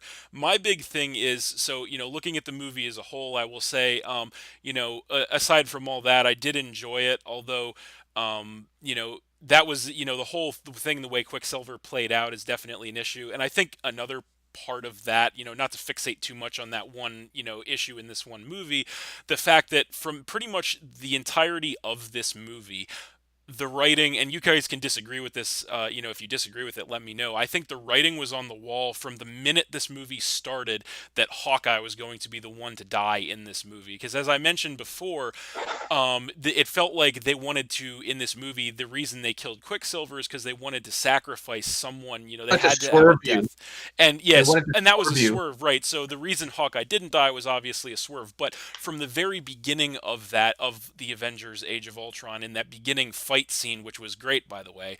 Cap says, "Watch your language," classic. But I will say that from the beginning fight scene where Hawkeye gets hit and goes down, and everybody's like, they have to, take him away to save him, and then Black Widow makes the comment of, oh, pretending to need this guy really brings the team together, and and then they show Hawkeye with his family. Like that's another thing about this movie is that that may have detracted from this movie is that it was probably too Hawkeye centric because Hawkeye, let's face it, in the grand scheme of the Avengers, is not one Very of the main, interesting. yeah, not one of the major players in the Avengers, or at least shouldn't be. So, and then, but when they showed, everything with Hawkeye and his family and all that stuff, and they were really, the writing was really on the wall this entire movie for Hawkeye to be the one to get killed off. And don't get me wrong, I'm not necessarily upset that it wasn't him, although I felt that, based on everything that had happened in the movie prior to that moment where Quicksilver was the one who died instead of him, everything that had happened led the fans to believe and the viewers to believe that Hawkeye was going to be the one to die in this movie. And it would have made so much more sense for Hawkeye to be the character to die in this movie than it was for Quicksilver.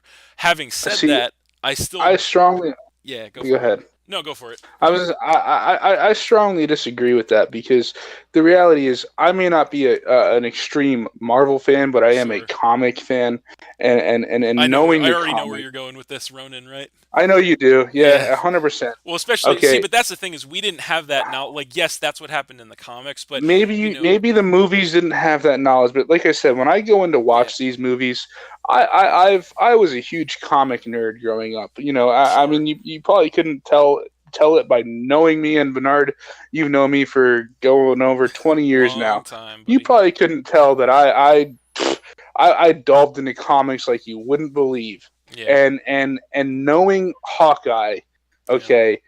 I would, and your jaw's probably gonna hit the ground when you hear this, but I would put him over the Green Arrow in the DCU because Wow. the reality is this: Hawkeye is so much more than what we see so far. Hawkeye has such a character build. He becomes so much more. He becomes something that we would never even expect because Hawkeye was always a hero, but in a way he becomes something that's almost kind of like the Punisher. Yep. He's trained in forms and techniques that we have not seen him use, but yet is insinuated upon between his relationship with Black Widow, where she's like, "Oh, remember this and remember that." He's like, "Yeah, I try not to." Like Yep. he has all this other stuff going on in the background that isn't exactly brought to surface, and I'm sure will be from what I've seen in the previews to Endgame. Oh That the yeah. reason why they sacrificed Quicksilver is because They had more to Hawkeye do with is so Hawkeye. much more Yeah. crucial. Yes, Okay, and that's something, Sure. and I Can we agree move with on? you, right? And I agree with you 100% there. But like I said, at that point in time, in the like when everything was going down in the Age of Ultron, it didn't really feel like that, like it didn't, and I'm glad. Don't get me wrong, I'm glad that because they're taking this direction, where for those of you who don't know what we're talking about is, in the comics, Hawkeye evolves, his character evolves, and he turns into basically a samurai and becomes known as Ronin. And it looks like that's definitely the direction his character is going to be taking in the Avengers well, no, Endgame, which he's is beyond a awesome. samurai. He's Yes. beyond a samurai. He's an Yeah. assassin. He Yes. is a Ronin is a samurai without a master. Therefore, they're the most lethal, and that's Right. why he's called Ronin. He has no more leader. He has no more affiliation. He has nothing. He becomes almost a Punisher like character. To where, Right. yes, of course, he's going to have certain sympathies for people that he's close with, but at the same time, it doesn't mean he still will not kill them. And Of that course. if they pose a problem or a threat to his agenda, to his main goal, and Right. that's the deepness of this character. It goes so far beyond what we've seen as of yet. Right. All right. And Well, I we can't That's really my understand, talk don't about get me that. biggest wrong, point. I appreciate that. I really do, and I'm glad that we're going to see that, come into play in the future, it looks like. But my point still remains is within the movie itself of the Age of Ultron, it just didn't, it would have made sense to take that direction. So other than Yeah, that, to wrap up the Age of Ultron, because we've already spent way too much time talking about this, um, I will say that I did like the movie. I think the other big thing I had with the movie is, with like the introduction of like new heroes and stuff. Like they did their best. Like they brought in War Machine at the end, and the whole thing with the creation of Vision, which was kind of a swerve to me, honestly. That was an interesting kind of direction for the movie to take toward the middle of it. With Well, yeah, because Thor was kind of absent throughout most of the movie, and then shows the up and whole he's like, middle, "No, yeah, this like the must middle of happen," the movie felt, yeah, and yeah, just powers up the vessel, and there it is. yeah. There's So, Vision, yep. and So, just but kind yeah, of and I also hands would Thor agree his with what hammer. John said, which was, you had those awesome fight scenes, like specifically the one with the Iron Man and the Hulk. Toward the I, middle of the movie was awesome. I, I Um, think the spectacle of the movie was the fact that they lifted a whole island they lifted the city into above. the air. Yeah, that was pretty crazy Like, too. I thought Definitely. that was pretty nuts. I did think that So that was pretty again, all in wild. all, So. was a good movie. Definitely did have those, some inconsistencies and issues, but nonetheless, we are going to keep rolling here with number 13 on the list. That is going to be Ant-Man, which is of course the first Ant-Man movie. And I think I'll let you start this one off, Mitch, because I thought this was a good movie. I know you are very much into this movie due to the fact that Paul Rudd is Ant-Man and does a damn good job of it. I will I say actually like Paul before, Rudd. yeah, I'm before a I turn huge it Paul over, Rudd fan. yes, before I turn it over to you, though, I will say I think this movie was actually a big sleeper hit, honestly, because of the Yes. fact that when this movie came out, everybody was kind of just like, Ant-Man, whatever, Ant-Man, who cares, you know? And then Hmm. this movie was so well done that it turned a lot of heads, and it was like, okay, well, if you didn't care about Ant-Man before, you do now, you know? Um, Yep. but yeah, And take it I think away. And I think they only cared even more about it, man, when Civil War came around because he did something that was just wasn't obtainable by anyone else who's ever worn the suit, even Hank Pym himself. But Yeah. yes, Ant Man. I mean, the fact that you Also, he take flew on somebody Hawkeye's arrow, which was pretty damn cool. that's pretty awesome, but Yeah. not that wasn't necessarily what I was speaking about. But yes, Ant Man. He you know, anytime you take a character who is, it was kind of a redemption story. Not that he did anything too bad initially to like, oh my god, he's a bad guy. If anything, he did something good. But corporate America, of course, was Hmm. like, that's not good for us. So we need to do something about this, and locked him up and took him away from his family and all that and all that. And then he tried to, you know, stay on the straight and narrow, but his moral compass wouldn't allow him to not, and an opportunity knocked on his door. I think one of the best parts where when he went to the interview with Hank Pym and he's like, yeah, I'm completely done stealing and this and that.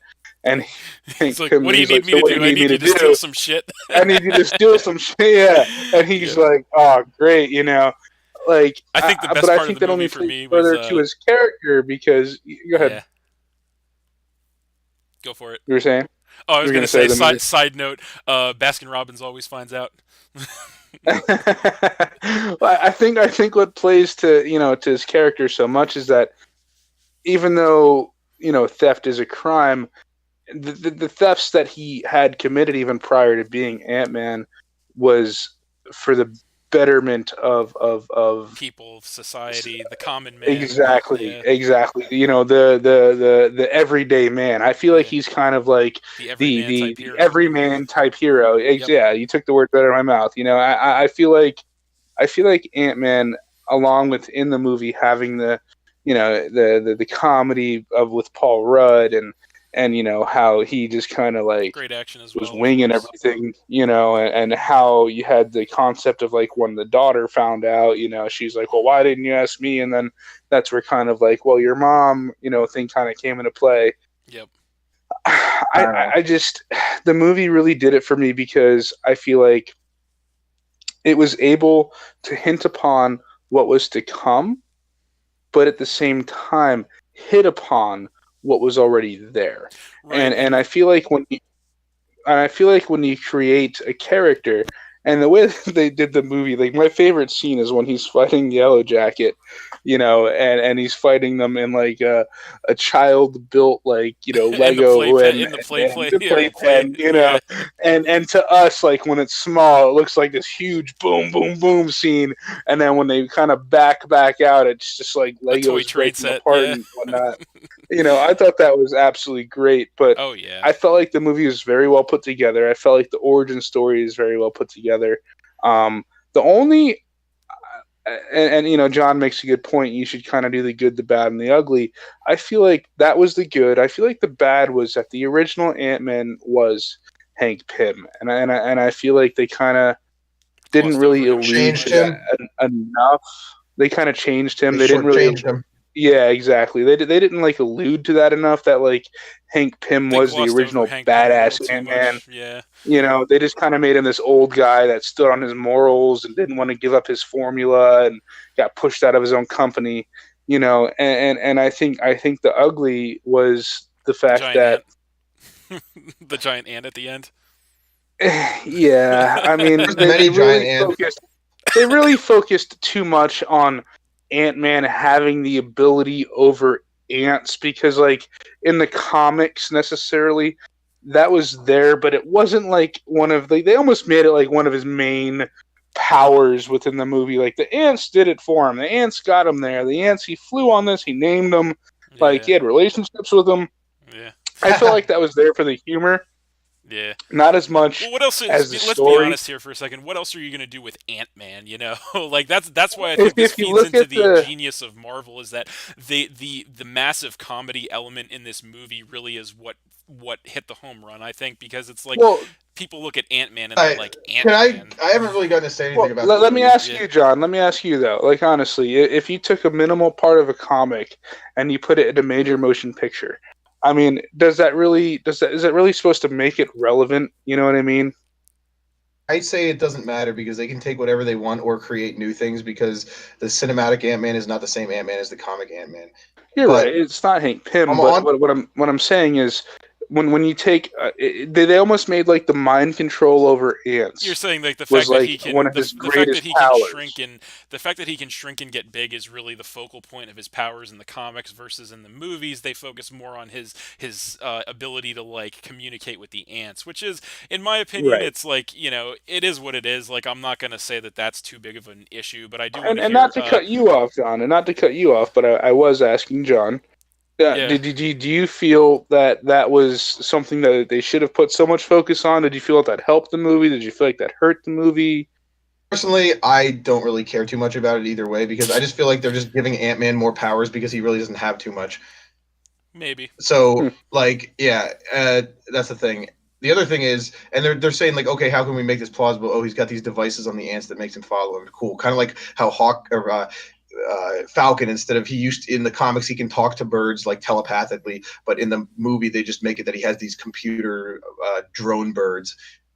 They're just Right. trying to They make it. come They're off just of trying to. his They're just trying to give less. They're trying to give less powerful characters more powers, and then keep them kind of still plausible, right? Sure. That's my opinion Right, of it. So I don't right. really care about that too much. But my real problem with the movie is, first of all, I don't really like Paul Rudd. I feel like his humor is all like super forced, and he's like the type of guy who like he looks at the camera and waits for people to laugh is like his type of humor, and I really just don't dig that.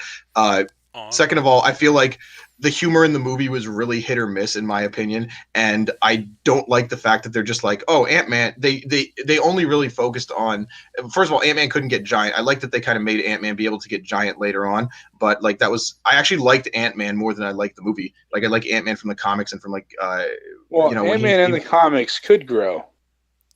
Right. I know, not that's at what I'm first, saying. though. He should.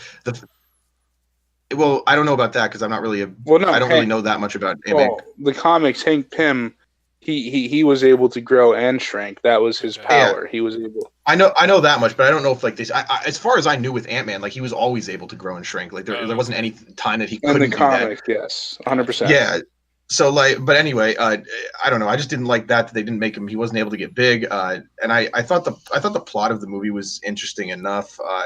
But honestly, I thought Ant-Man was kind of like a little bit lower on the list than this to me, and it was, in my opinion, it was kind of like in the territory of like Iron Man 2 are kind of Ant-Man was number 14 on your list, and it's 13 on ours, so it's not too much lower than what you ranked. I had a hard time ranking all the movies, probably in the range of like, I would say probably the range of like 12 to like 18 or 12 to like 18ish, because to me, like they all had their problems, and I enjoyed Ant-Man enough, and actually like I liked Paul Rudd in Ant-Man a lot more than I ever liked him before.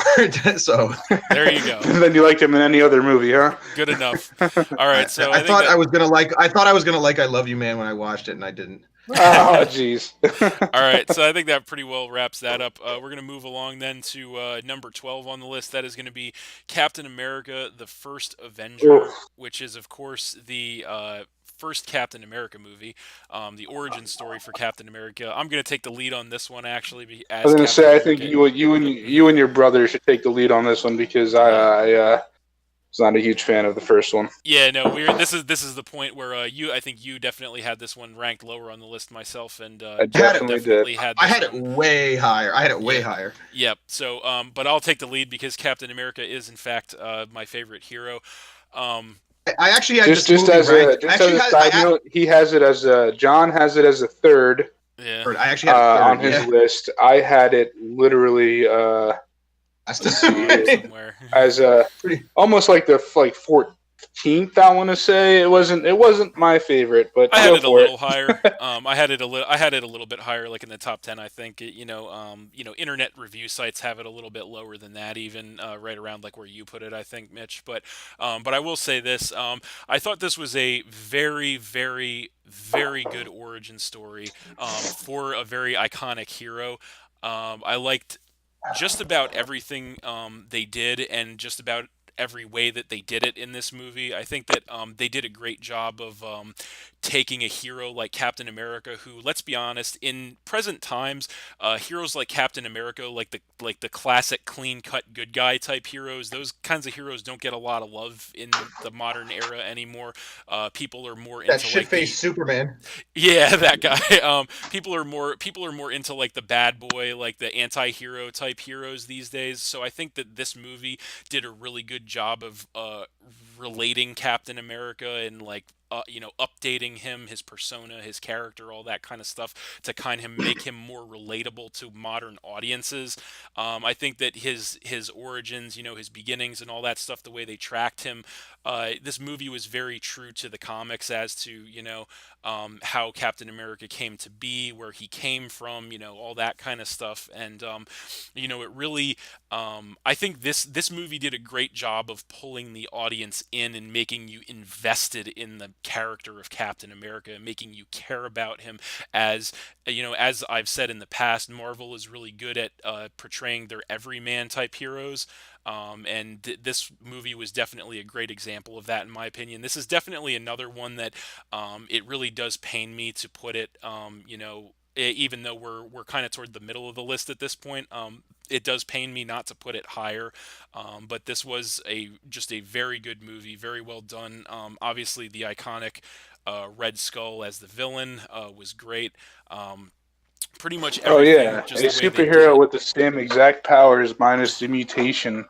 Well, sorry, with an added mutation to Captain America. That's a great villain. Well, I'm not going to say that Red Skull is the best villain, because he's not, but he's Captain America's iconic, villain. You know what I mean? So, how did you get all those powers but keep your good looks there, Captain Rogers? They improved the serum. The serum, yes. No, wasn't it like didn't Red Skull like overdose the serum? Isn't that why that happened to him?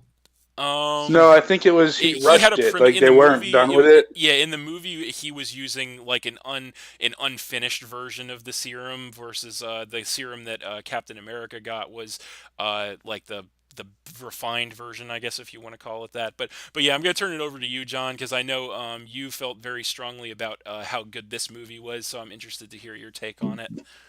So my main opinion is I actually had a really long conversation with one of my friends a little while, probably a couple years ago, it's been at this point, about this movie. And at the time I was like, yeah, it's all right. But he basically turned me over to realizing that it's probably one of the best Marvel movies for a couple reasons. Okay. First of all, is that it's just I tend to like uniqueness in my movies, and the fact that it's set in like an entirely different time period, like it's set in World War II era. Like all of the Marvel movies except for this one are set in the modern time period, right? Right. This is like a movie that's set in the past, and the fact that they kind of like it has a different vibe and aesthetic than all of the other Marvel movies. I can seriously appreciate that, and the fact that they pulled that off, I can really appreciate it. But weren't you kind of big on the CGI? I mean, they kind of put, Steve Rogers' head on like a 13-year-old. We're not going to talk about that. We're not going to talk about that. That was the one downfall. They did a pretty good job with that. I mean, he looked like a dwarf.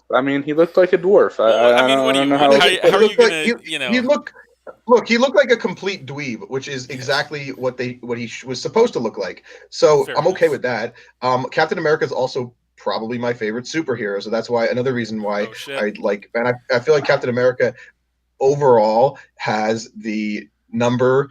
I feel like his movies overall, if you take all three of them, he has the best average in terms of quality, even greater than the Avengers movies, just because I feel like Age of Ultron is kind of like somewhat of a stinker in some ways. I feel like the first Avengers movie is good, but not great. But the third event, well, obviously we'll get to Infinity War later, but that's a different story. Yeah. But I feel like Captain America has the best overall batting average of any of the MCU guys. But I just think that, well, yeah, my point is this movie to me, it like you said, it was a very good origin story. It was a perfect origin story for Captain America. Captain America is one of my favorite superheroes. They went completely wrong in one way. You do know that, right? What's that? Like you said Captain America is your favorite, superhero as far as, they go in the Marvel. But I mean, I'm not sure if he's my favorite. He might be my favorite. I'm not. I really like. Regardless of your favorite or not, like top five, top three, whatever. They fucked up one royal point. What's that? Is that Bucky Barnes was actually younger than Captain America, and never. Matter? It does matter because he became the Winter Soldier.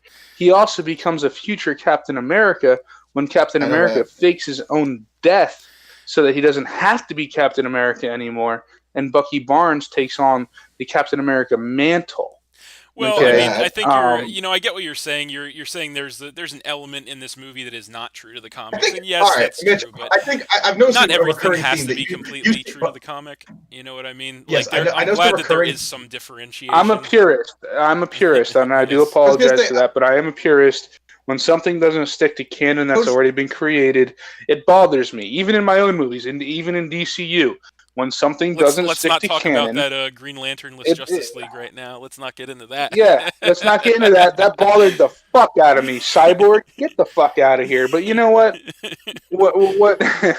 When something even as you would seem as minuscule, it really matters in the long run of things. I mean, and you have to admit that that's true. When they never went that direction. Small as Bucky never became Captain America.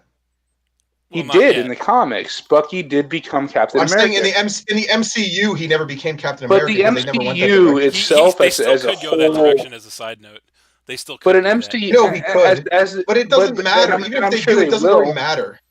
And it does matter because the MCU. Why does it matter? I'm telling you right now, the MCU may, the movies may be great.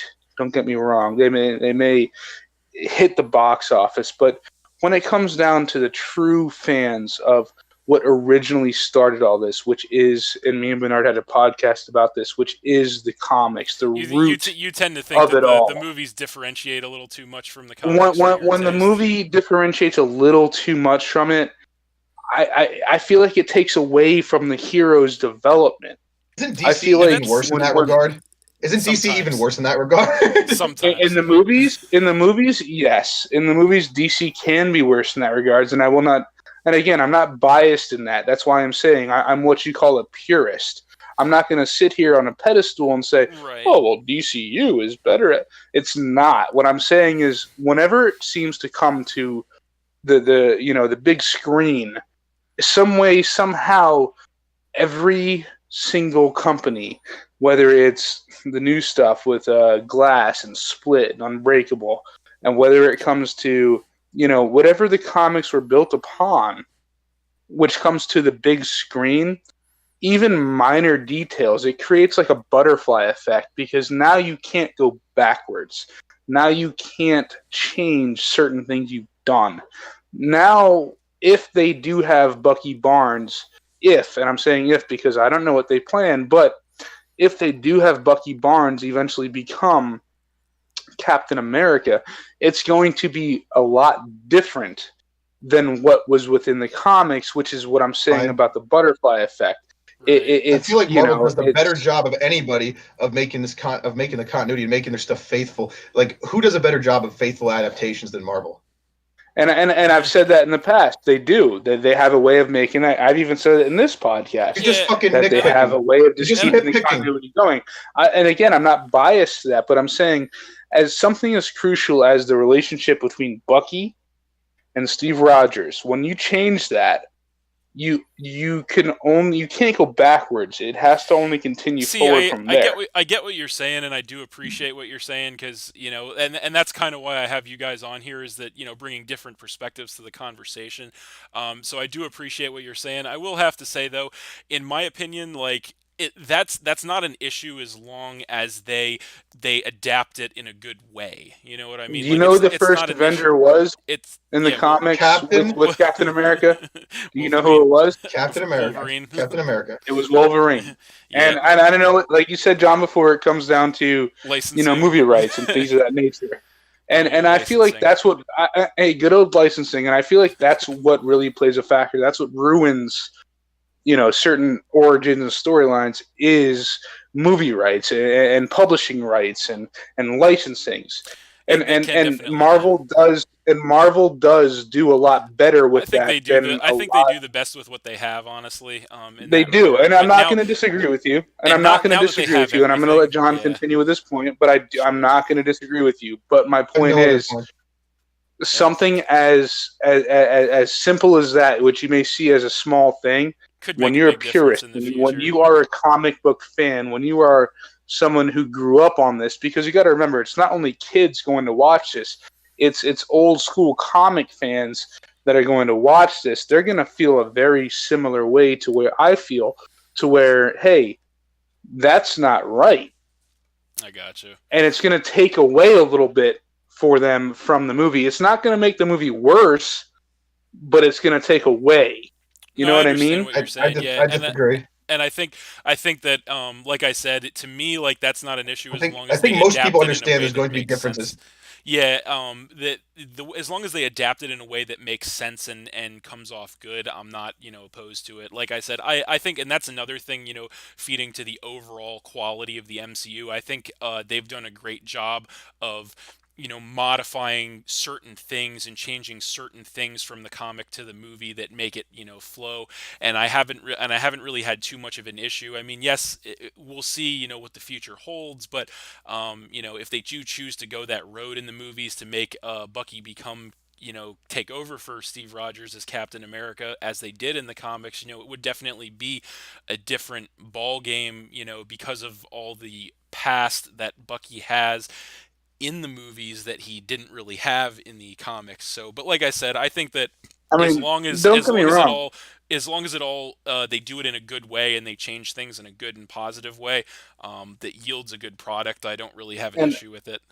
And Bernard, I know you can accept this the most, but I will say, like, being a huge DC fan, being mainly a DC fan, sure, I will say Marvel has absolutely done the best job between licensing, publishing, all those rights that stand in the way of making the perfect movie. They have done the best job that they could. But what I'm saying is when you take even such a crucial detail like that, and then you have the crucial detail. Like me, and I know, John, it's not. I know it sounds ridiculous. Trust me, I know it does. I didn't even freaking know that until you mentioned it. Well, there you go. But I'm saying, but like, if you go back and look, like, just that simplest detail, the butterfly effect that creates, it's almost like, oh my God, like, I can't believe they did that. Well, but I think I get what you're saying. The movie, you know what I mean? Like you cannot appreciate what you're exaggerating the importance of Bucky's age. Exactly. Like even as something as simple as that. Like, oh, Bucky, he defended when Captain America got all beat up, and then like he stood in the way when he got like knocked into the trash cans, and I was gonna say, tons of side note, like tons of foreshadowing with Cap holding the trash can lid like a shield in the beginning of that yes, movie. like a That was shield. awesome. It Um, it truly does take away. It really does. Like I mean, again, and don't get me wrong, I may be a bigger DC fan than a Marvel fan, but it does not mean I'm not a fan of both. sure. I do enjoy Marvel. I enjoy DC more as far as the comics, animated Nice series Squad go. sucked. I gotcha. But But my point is that just that quintessential fact, that little thing that you've changed, can only I change gotcha. more things in the future. That's what doesn't sit so easy with me, I and gotcha. I can't That's probably blame why the you MCU know for it. feeding back to the overall point here. I think that's why you probably put the first Avenger maybe lower on your list. So, um, Right. but yeah, so that was what it was. Like I said, overall, I think this movie was a really good movie, and it did have a couple issues like that, but you know. Moving along, we want to keep I think we rolling should. here. This is what we should do. I think because this podcast has gone very long, I think we Hmm. should end at this number 11 and then make the top 10 a second podcast. What do you think? I don't I know. still have the time We're if you already do. we're already getting close to like 2 hours. Yeah, this is definitely taking longer We than I do a thought it four. We would. can't. So we're No, gonna no power one's it. gonna watch a 4 hour podcast. No one's So gonna watch a 4 hour podcast. Let's just do. I think we should do this one and then say that the second 10 is gonna be a second podcast. The top 10 is Well, gonna be I'll a tell second you this, podcast. fellas, if that's truly how you feel, and Bernard, Captain, yeah. you being the host, if you feel the same way, I am off of work tomorrow. It's Sunday. All right. We I might. can do the second part, but Yeah. I am also willing to continue. So you make the decision. Ah, man. I mean, I'd rather just power through them to be honest, because Be a really long podcast. I'm just saying because I have a lot to say. I Because think we all have a lot to say about the what we top can ones. all well, but what yeah, we could also do though, what we could also do is power through, yeah. and we could split it into two parts. We If you want to do could, something like I think that. But I think the overall resounding feeling that I'm getting from you guys is that you want to split this up. So we're gonna call this on the fly here, and yeah, I think maybe we'll go with that. So yeah, that is the update. We're going to I guess do this as a two-part because this, folks, has taken quite a bit longer Big than topic. expected. Very big topic, yeah. So yeah, that's what we're gonna do. So we're gonna do parts We're one and literally we're two. literally we're literally chronicling 10 years of filmmaking and probably currently the largest cinematic universe in existence possibly ever. Yeah, fair enough. So Yeah, I guess I hadn't considered that. So, yeah, that sounds like a good idea to me. So, yes, this just in, folks. We are going to split this into two I'm sure parts. they'll So, know that because when you post this, it's going to say part one, right? yes, So yes, definitely. So I guess we're going to wrap up the first half of this with number 11 on the list, and coming in at number 11, we have Black Panther. Which was, of course, one of the more recent movies from the past year, and almost exactly a year ago came out. exactly, and this movie was a very good movie in my opinion. It's kind of crazy to think that Go for it. Black Panther came out and they already had Infinity War and then Ant-Man versus the Wasp, and then we're having Captain Marvel coming out, and then the next Avengers Avengers movie Endgame, coming and then out, Spider-Man and Far yeah, From Home after that. Yeah, yeah, the Marvel's really machine pumping them out nowadays. the machine keeps on rolling, my friends. But yeah, so the Black Panther, we're gonna talk about that. Really good movie. Visual spectacle, definitely. The way that they did the graphics and the just everything as far as the visuals well, was just let's not spectacular. delve too much into that just yet. Let's save that for the part two. Oh No, no, no, no. this is the We're last one splitting on it. No, part this is one. the last part of part one here because we're gonna do. Is So Black Panther? We're gonna do Black Panther as the yeah, last Black part. Panther is the last part of part one because The that's list. coming It's in right. as number 11 on the list. So yeah, so we have All Okay, right. so numbers 20 let me just through. say my Yeah, can numbers I 20 say through what I want to 11 say? are going to be we're doing here, and then numbers 10 through 1 are going to be next time. So yeah, so I just want to finish my overall thoughts on the Black Panther. Like I said, visual spectacle, loved it. Story was good. It flowed nicely from beginning to end. I will say the villain was also interesting character that we haven't seen before, different persona. I think the story, and this kind of ties into something that you were talking about earlier, John, was that I appreciate movies with a unique story, and the way that the story with Killmonger was done was he was a very unique villain, and I appreciated him for that reason. I also Okay, thought so that this movie did have a good message, a good underlying message to it, as well as we were talking about before. But I'll turn it over to you, John, for I more. just want to say, when I went to Jamaica last year, I met this guy who looked just like Killmonger, and I called him Killmonger like the entire time, and he thought it was hilarious. But Nice. okay, but yeah, and it's because that movie was fresh in mind. So I just want to say, my opinion of Black Panther is I feel like the best thing is I feel like what you said about Killmonger is he was a very unique villain, and he had the right type of swag.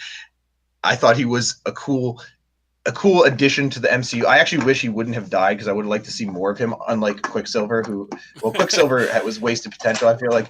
But Yeah. let's not talk about that anymore. Sorry. Uh, Nice. I feel like Killmonger was a interesting villain, and that's why I liked him. And I liked one thing about Black Panther is I think his suit is super cool. And I always liked his suit, and it's way cooler than Batman's, by the way. And the one thing I don't, one thing I don't necessarily, I know Mitch loves Batman. Mitch loves Batman, so I'm just fucking with him. But Yeah. I actually do legitimately think that I like his suit. But the one problem I have is kind of like his suit is like impervious to everything, which is I don't know. Vibranium. Yeah. It's impervious to every. That's one of my problems with the movie is vibranium is like it like does everything. It doesn't make any sense. It's like a technological wonder. It allows Wakanda to be like more advanced than everybody else. But like what the like metal things. It's exactly. It's like what is it? Is it like a nano machine or something? It's almost like it doesn't make sense. Like it heals people and it allows them to have all this amazing technology and infrastructure and create these suits. And it's kind of like it's like freaking like some magic thing, but it's never really explained why or how it does that. Yeah, that is kind of an inconsistency. That's I guess it's cool to do that, it's cool to have a you could have like a magic god substance like that, but then it's like it's kind of inconsistent with the rest of the MCU, which is kind of like you could stretch your imagination far enough to believe that everything in the MCU could potentially happen in the MCU, but it almost seems like the Wakandan vibranium is like outside of that context. You know what I mean? Fair enough. Yeah. No, I can definitely see that. All right. Yeah. So I feel like hold on. Andy bad? Serkis. Hold up, I'm not done yet. Andy Serkis. I thought was actually a relatively interesting villain. I thought the action sequences in Black Panther were actually done very interestingly and very well. The thing about the movie is basically, and I feel like I might have knocked it a few points on purpose for this, or maybe psychologically, is that I feel like people overrate it. So I kind of may have ranked it slightly lower than it may. I don't know. I might have ranked it a bit low just because I feel like people overrate it. But this is actually, I think, the exact place that I put it, 11th. I might have put 10th or 11th somewhere because I feel like it was right around the middle. It was a good Marvel movie. It wasn't the best. It wasn't the top one, but it was certainly better than all the ones that we listed before it, except for Captain America, which I think should have been much higher. Yeah, Black Panther, you ranked at 12. Yeah, there, I would more or less agree with all that. I would say that you're definitely not wrong with your assessment. I think I do agree with you in the sense that I feel like as from a critic standpoint, this movie definitely was a bit overrated. There was a lot of hype around it for the obvious reason that this was the first actual standalone African American superhero movie, at least in the MCU. Yeah, in the MCU, but I mean, there's like fucking Blade and stuff. There's been fucking black Blade heroes and before. But Hancock. listen, Hancock. Hancock. Oh yeah, Hancock, Will Smith. But I actually feel like the problem with this movie is like the opposite of the problem with Guardians of the Galaxy. Is like Guardians, the first one, everybody went in thinking it was going to be shit because they've never heard of these heroes and they're all like grade C level heroes. Whereas Black Panther, it's like everybody like Black Panther was in.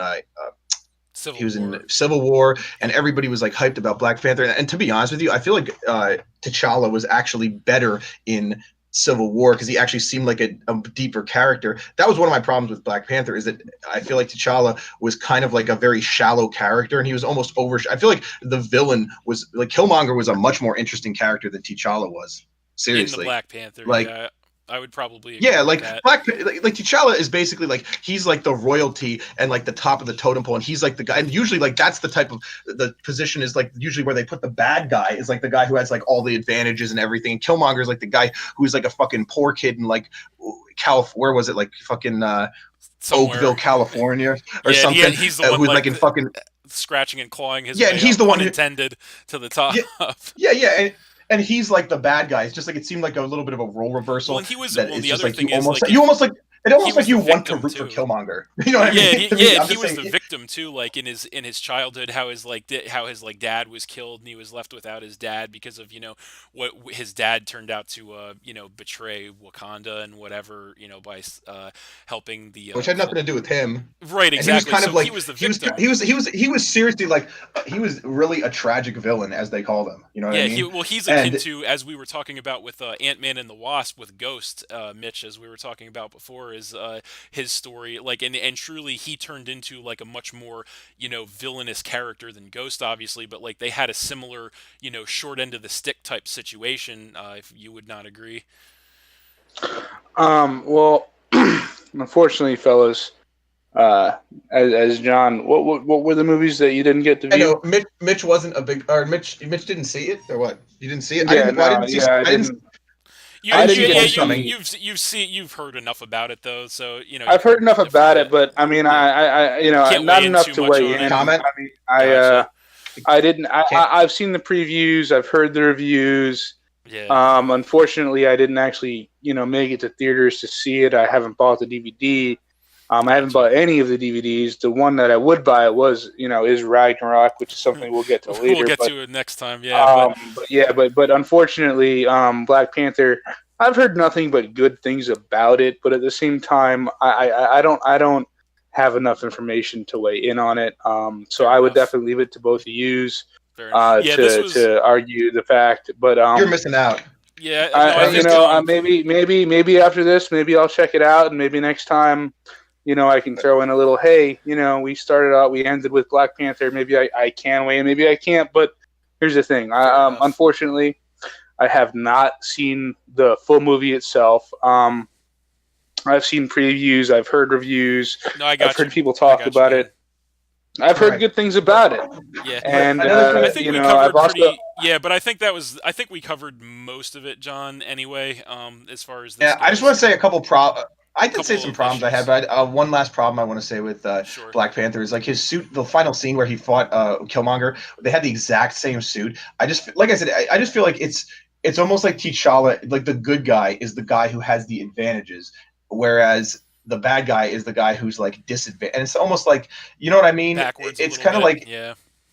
yeah, it's like you were never well, worried. You're not like, oh yeah, he's in big trouble. Like I mean, he got quote killed, but you're like, okay, he's obviously in the next Avengers movie, so he's not dead, right? Yeah. what I do, what I most know about Black Panther, what I can weigh in is in what I've seen in Civil War.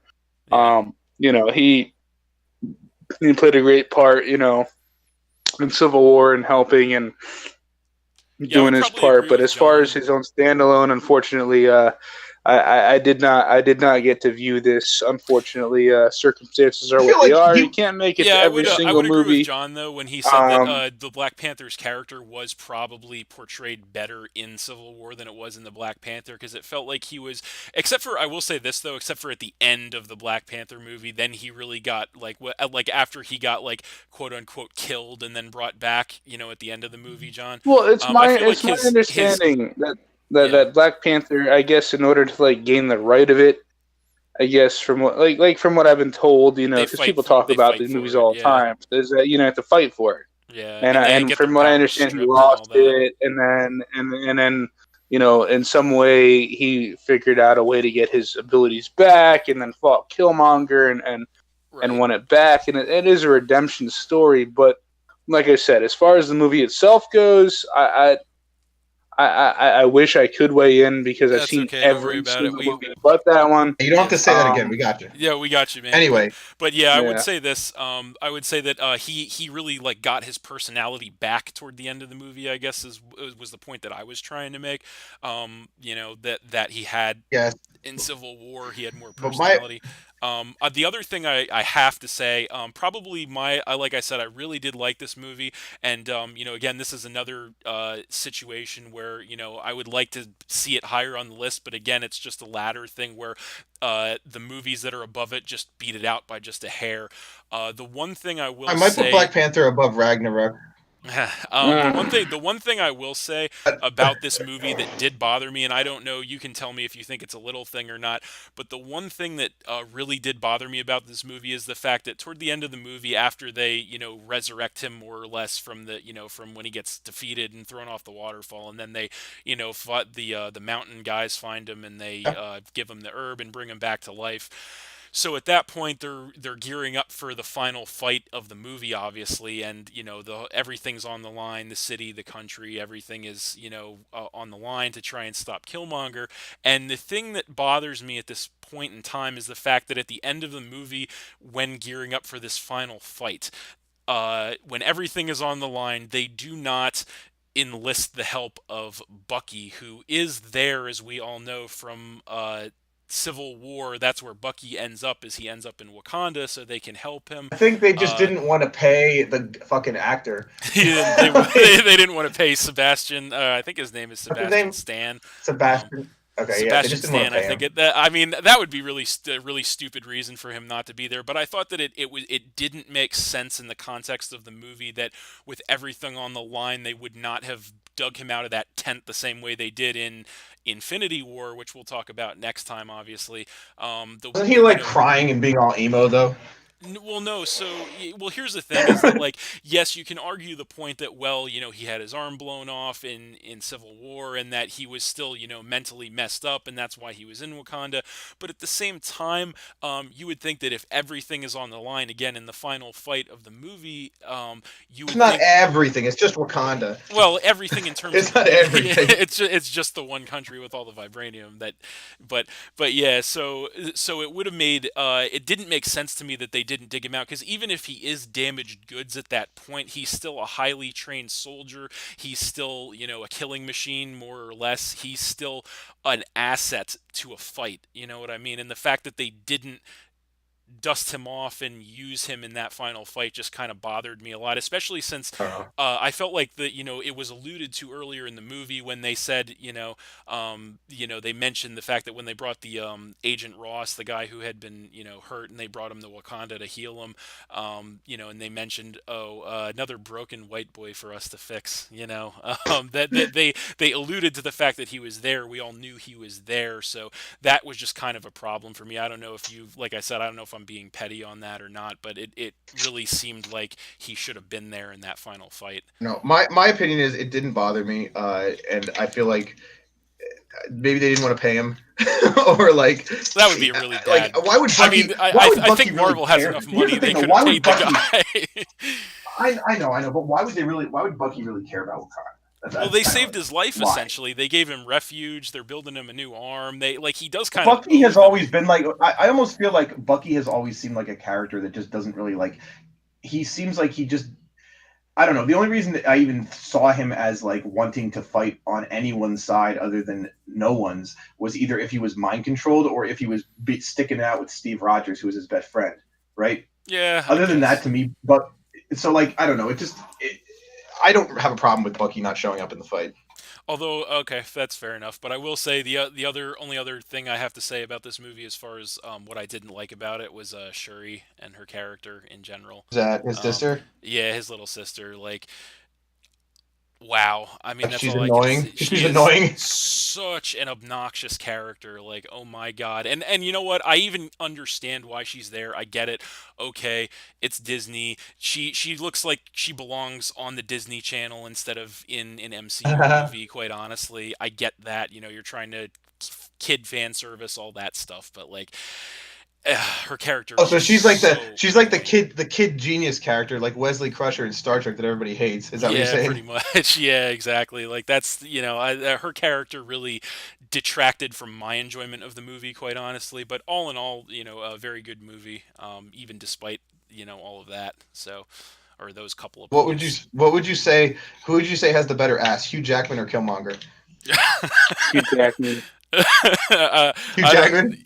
I don't even. I never really took note of either of Come their on, asses. who has So a better ass than I didn't. Wolverine? I mean, come on, come on. It's a tough call, man. I'm gonna take Killmonger. Bernard, you want to be the deciding vote? I never looked at either of their asses for any length of time, so I couldn't Okay, give you so an accurate. we're gonna have to call it a draw. Yeah, sure. So I But think that's gonna. we can all agree that the true number one is Hulk and Ragnarok.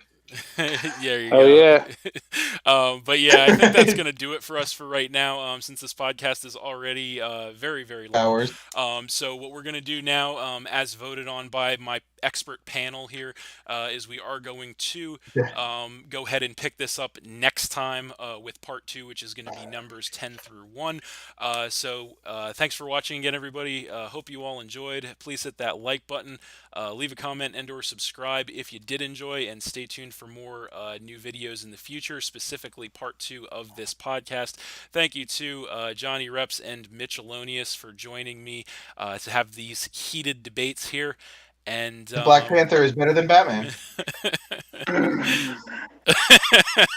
and the button pressing continues, the messing continues, and it will be picked up next time. So thanks for watching, and we'll see you next time. Next